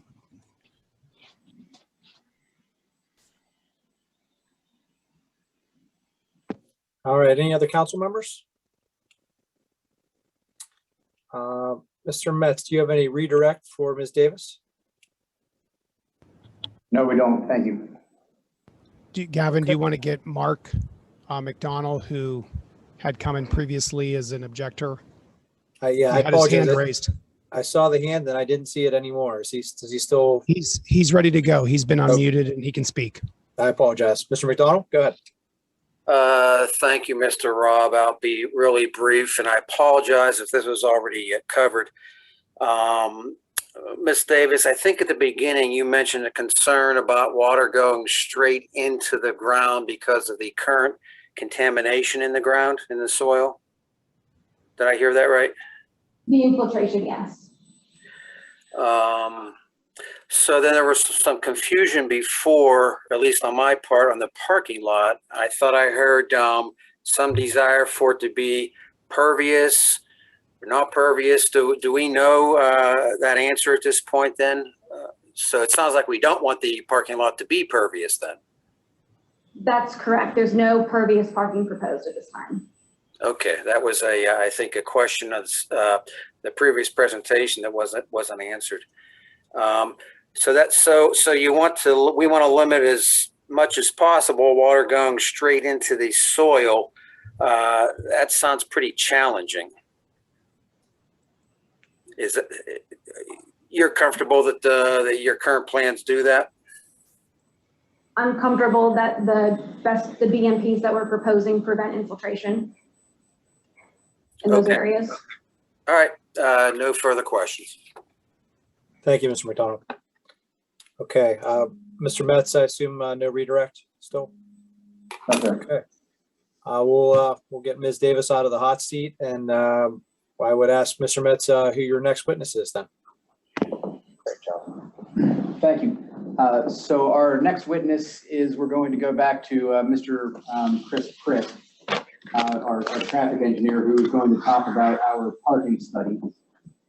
And we've already qualified Mr. Prisk, so we won't belabor that. And Mr. Prisk, could you tell us, did you submit a parking study to the borough engineer, and has it been approved? Yes, it has. Thank you. And so the borough code does not contain a specific parking requirement for a distribution center, but it does have a general requirement for covered structures of one space per 500 square feet of area. And so if we were to follow that that rule here, what would be the total number of parking spaces that we would have? I believe it's close to 6,000. If you need the exact number, my memo states 5,839. Thank you. And I know during the process with the borough engineers that they had requested that there be less parking, and that to the extent that we could, that we minimize the amount of parking. And so how many parking spaces have we proposed compared to that 5,800 that conceivably would be required? We initially proposed 1,784. And have we offered to reduce that number? Yes, understanding that we are going to promote the use of transit on this site, agreeable to reduce that number by approximately 80 spaces. So you're closer to 1,700. 1,700 compared to 6,000. So, okay. And one of the other things that the borough engineers asked you to do on the parking study was to evaluate parking codes for some of the neighboring municipalities and how many spaces that they might require for a facility of this size. And did you do that? And if so, could you just describe the results for us, please? Sure. Yeah, we did look at some neighboring communities, and some of the results I have here for you are the Penn Hills Municipal Code would require a minimum of 5,839 spaces. The Forest Hills Borough Code would require a minimum of 7,299 spaces. The Edgewood Borough Code would require a minimum of 1,792 spaces. And then the Monroeville Municipal Code would require a minimum of 1,960 spaces. Thank you. And bearing in mind the borough's preference that we minimize the parking here, is the parking that we have proposed below the level that would have been required by those other municipalities? Yes. Thank you. And in your professional opinion, is the parking that we have proposed, is it adequate to handle the parking requirements of this site? Yes, it is. Thank you. Mr. Robb, that's the end of our questions for Mr. Prisk. Thank you, Mr. Metz. Mr. Ferguson, do you have cross-examination for Mr. Prisk on the parking study? Yes, please. So part of your parking analysis, Mr. Prisk, had to do with the potential use of transit. Were you present for Mr. Westbrook's testimony this evening? I was here for Mr. Westbrook's testimony. You made a brief statement, and I think Leif's mic was picking up some background noise. So I just wanted to make sure I didn't miss anything from you. But I was here for Mr. Westbrook's testimony. Okay. I'm hearing all kinds of noises, but if you can't hear, please just say so. So Mr. Westbrook didn't seem to know anything about the transit that does now or may serve this facility in the future. It seemed to be part of your analysis. What can you tell us about the currently available transit services which you considered in your parking analysis? I believe there's a bus stop at William Penn and Beulah, and then a shelter and a bus stop on Beulah and McCready. And the intent of some of those discussions with the Port Authority that Mr. Westbrook alluded to was, how could we incentivize and utilize their service. There's also discussions about potentially, bringing part of that route or a portion of that route onto the site itself. Those are ongoing discussions, but the intent is either to have an additional stop on site or ways to utilize the existing bus stops that are nearby. Did you consider any client-specific parking data projections for Amazon on similar sites? No, we did not. Okay, no other questions. Thanks, Mr. Ferguson. Do we have any other party objectors who seek to cross-examine Mr. Prisk on the parking demand study? We'll give it just a few moments here to give people an opportunity to raise their hands, or to the extent that you've been promoted in some fashion that does not allow you to raise your hand, I think Alex can allow you to unmute. Thanks, Mr. Robb. I don't see the hands up as well as you right now. I don't know if, Elizabeth or April or Ruthie or Jill or Jean have anything to add. I do see Jill has her hand up. So Jill, why don't you go ahead and unmute yourself and ask your questions of the witness. Hi, sure. So when you're talking about the public transportation, are we talking 24/7 Do we expect that people are going to take public transportation in the middle of the night and then walk from the bus stop, assuming that you don't get it on your facility, into the facility down those long winding roads that we're seeing? The intent of the end user is to promote public transportation, because that reduces the number of vehicles that would be traveling to and from the site, which correspondingly reduces the amount of potential congestion on the roads. You know, the shift schedule would kind of determine when those employees would be using public transportation.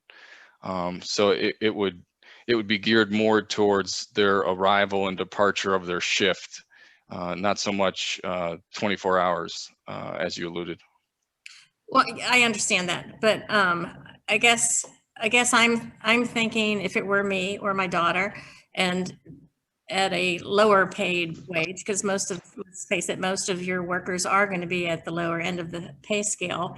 I would not want them taking public transportation to a facility where they have to walk to the place where they're going to get the bus on the front end and walk from the drop off on the back end.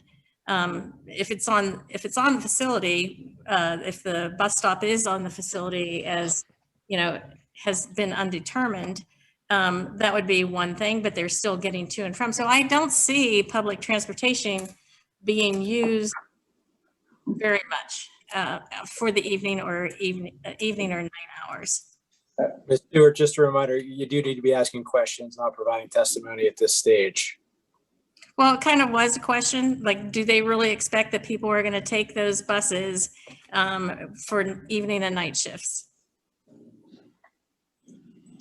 I think the intent is to promote transit use. Obviously, certain areas are going to be a little bit more favorable to that than others, but they're trying to promote it. So, okay, so it's a try, but it's not a given. All right, thank you. You're welcome. Mark, do you have questions for the witness? I do not. Thank you. Ms. Kassman, do you have questions? Nope. Thank you. Jean, do you have questions? I just have one. Given what we just talked about regarding promotion of public transit by the end user, is there anything factored in regarding safety and the need for borough police patrols, et cetera, with the reduction in the parking spaces and the promotion of using public transport, presumably for all the shifts? Is your question, is there need for additional police because employees are going to be taking the bus? I don't think it's quite that simple. I'm asking, in your estimation on the parking space reduction due to use of public transport, is there also something factored in regarding safety issues and the need for borough police to be available for patrolling, et cetera? Objection. This is irrelevant to the parking study. Ms. Pellegrini, could you please focus your questions on the testimony that was provided by Mr. Prisk in his direct, or really this parking study itself? No, I'm not going to rephrase it. I said what I had, the question I had, but thank you very much. You're welcome. Thank you. Ruthie, Ray, do you have a question for the witness? No. Okay, with that, I'm going to ask Diana Yankis to unmute and speak. And Diana, if you want to be able to put your camera on, I can promote you to panelist. Am I on? Yeah. We I can don't hear you. think so. I'm not dressed for the occasion, unfortunately. My question is merely, I feel like I've missed something because the parking study, we're not listening to the parking study. This is a redirect and that, this is just procedural. This is a redirect. Is that what we're doing now? So, No, ma'am. This is a cross-examination of Mr. Prisk after his direct testimony is concluded. and that testimony was given on another night? No, he answered questions from Mr. Metz for maybe 15 minutes or 10 or 15 minutes before we opened it up to questioning by first Mr. Ferguson and then some other party objectors. But there wasn't a presentation, was there? There was not a presentation. It was more of a narrative form of testimony with some questions prompting by Mr. Metz. Aha, I didn't seem to understand the procedure at that point. And that's my fault. And so I apologize. I won't take any more of your time. But this won't happen. We'll actually have a presentation for the other presenters, more or less. I would expect some presentations possibly. There have been presentations on some of the other issues at the Planning Commission, but I'm not sure what the applicant's intent is. Well, one more thing, just to clarify, I'm looking at the transcript as it goes through, and I feel like the last thing we really heard from was the wonderful stormwater story, and then I see Mr. McDonald coming in. I missed the whole parking study. I felt like you introduced Chris, and then it's possible, Ms. Yankus, that the closed captioning is maybe a little behind on your app or on your device. No, it's right up to 21:47:24. But I will talk to you about this offline. I just don't want to miss if a procedure changes and we have to look at the documentation, the exhibits on our own. I just want to make sure that I can do that to react. You know what I'm saying? I don't understand. I don't want to miss what we're cross-examining. Sure, and this is maybe a good time for another reminder too, that all of the exhibits, and that would include the parking demand study, are available on the borough's website. As Alex had sort of taken a step-by-step through last time around. So certainly we really encourage, especially members of the public, to take a look at those exhibits when they can to help them understand the testimony. I just learned how to do it today from Alex. I didn't know how to go through the whole maze, and if anyone doesn't know how to do it, call him. He'll help you right out. The other thing is, do you pre-announce which testimonies we're going to have so we can read up? No, we do not. It's up to the applicant to present their case in the manner they feel is most appropriate. So actually, until Mr. Prisk was identified as the next witness to talk about the parking study, I was not aware of that particular order. Is that a requirement, or you have to let them do that, or is there some way to allow the public to study in advance what's coming up in the near future? I will say, and we'll be announcing at least the next date. We don't have further dates beyond the next date, but we know that there's an air quality expert that remains to testify. And if Mr. Metz wants to share with us when Mr. Prisk is done now, he's certainly welcome to illuminate that for us as to the follow-up on these next witnesses. Sweet. And Gavin, Craig Yank is here. I'll explain to Di what she missed. Thank you, Mr. Yanks. I appreciate it. No problem. We'll move on to Mr. McDonald. Thank you very much. Ciao. Thank you.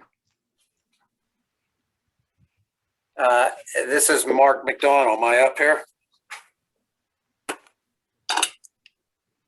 Yes, you are, Mr. McDonald. All right. No, I just had the same comment, and I think it was Diana, and maybe it's not procedure, but I had no idea we were going to be talking about parking tonight. So it's very difficult to respond and have all these documents at a moment's notice to do that. So that would be helpful from a planning perspective. So. Thanks, Mr. McDonald. I think the applicant is hearing that, and we'll leave it up to them to respond when Mr. Prisk completes his testimony.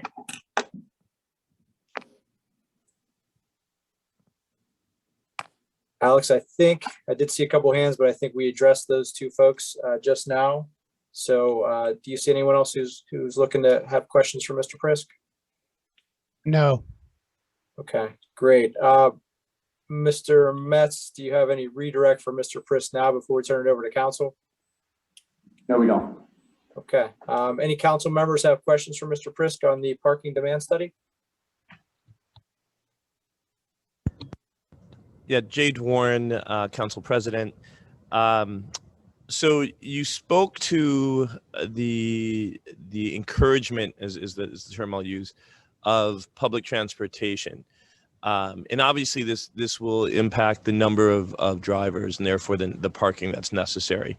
That being said, do you know or have knowledge of whether the developer, i.e. Hillwood, the end user, i.e. Amazon, had direct conversations with the Port Authority about bus routes and about the use of public transportation? Did you participate in any conversation, or were you made aware of any conversation? And was that factored into any determination on parking spots?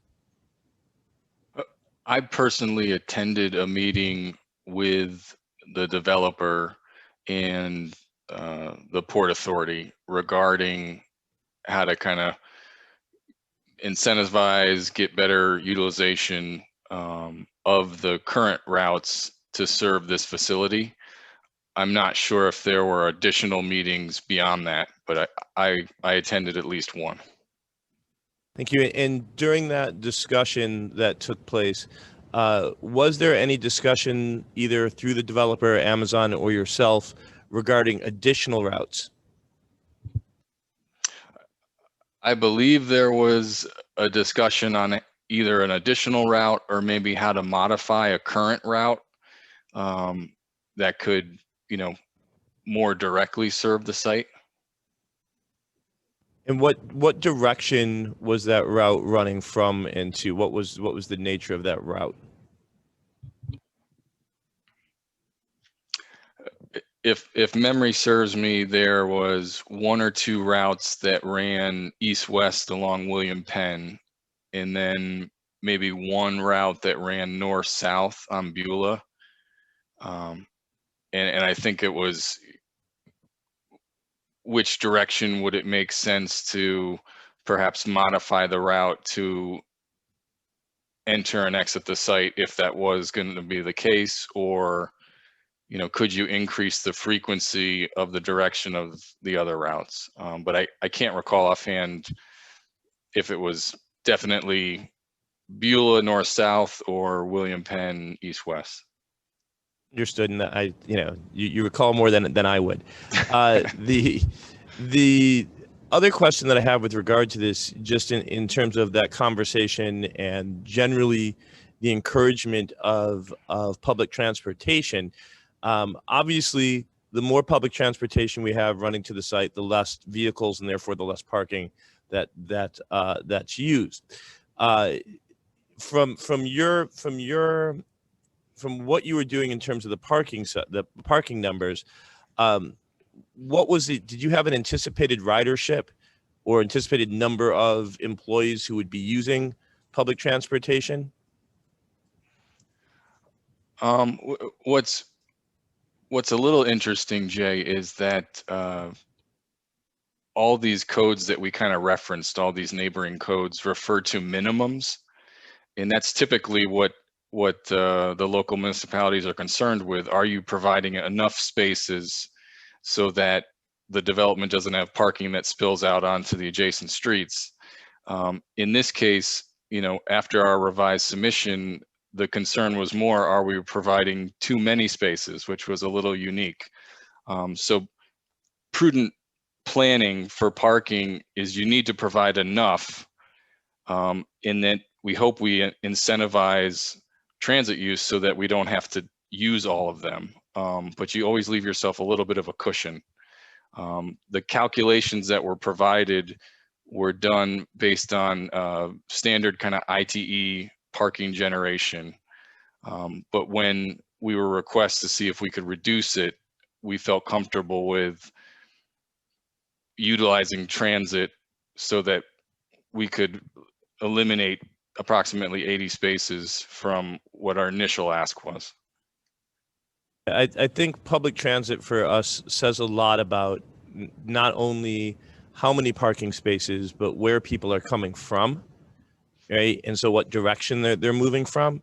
And so there's a very big concern as to if we're getting from one area, we're going to get a lot more, vehicle traffic.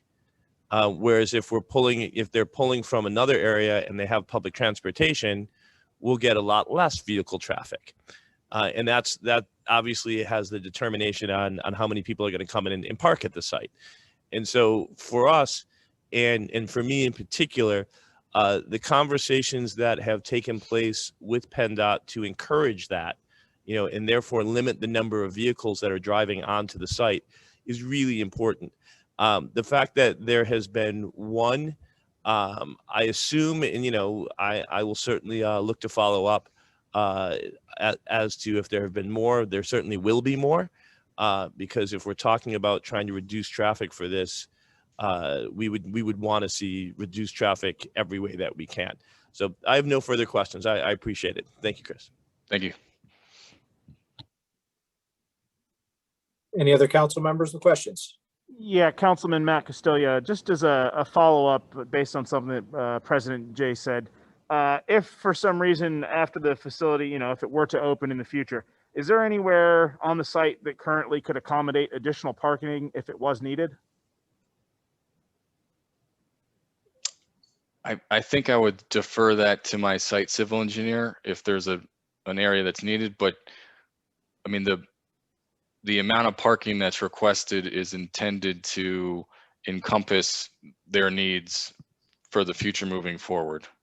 Okay, thank you. You're welcome.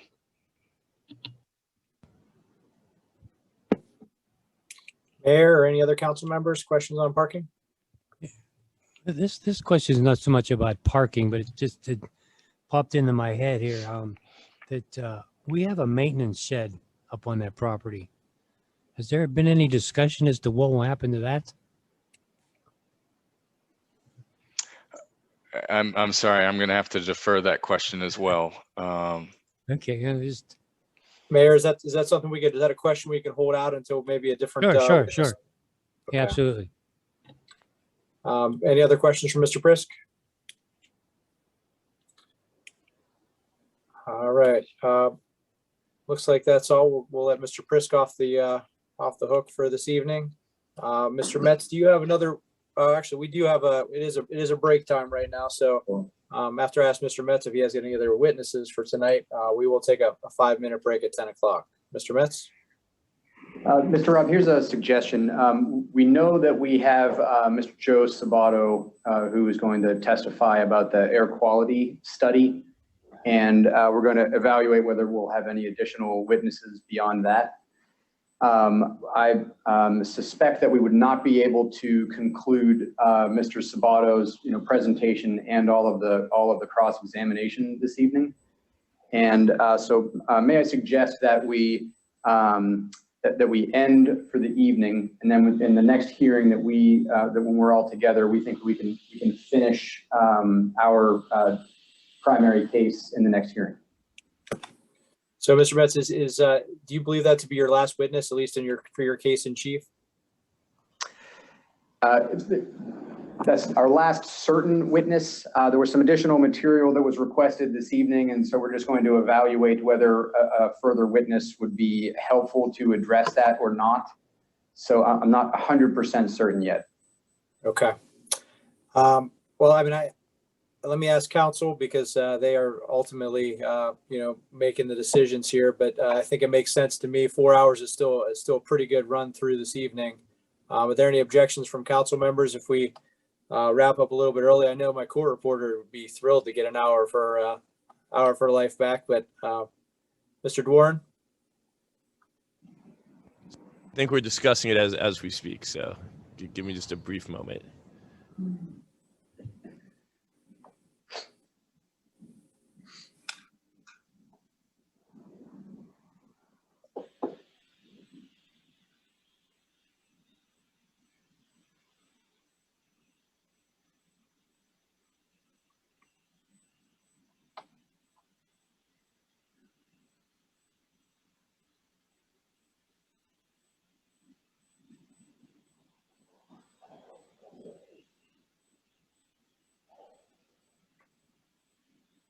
So you know, Gavin, just to be clear, the question I've still haven't looked at the other council people who are online. So that is my only kind of question, is to make sure that their voice is heard. So let me just kind of sort that. But the question on the table was whether or not we will adjourn for now and then reconvene. Is that correct? Correct. I mean, we know, I think it's safe to say at this point that we will need at least 2 or 3, I'm going to say at least 3 more hearing dates in order to complete all the testimony, including the public comment portion at the end. So, you know, it is going to, you know, we will try to work with folks to work around everybody's schedule, whether it's witnesses, counsel, et cetera. Yeah.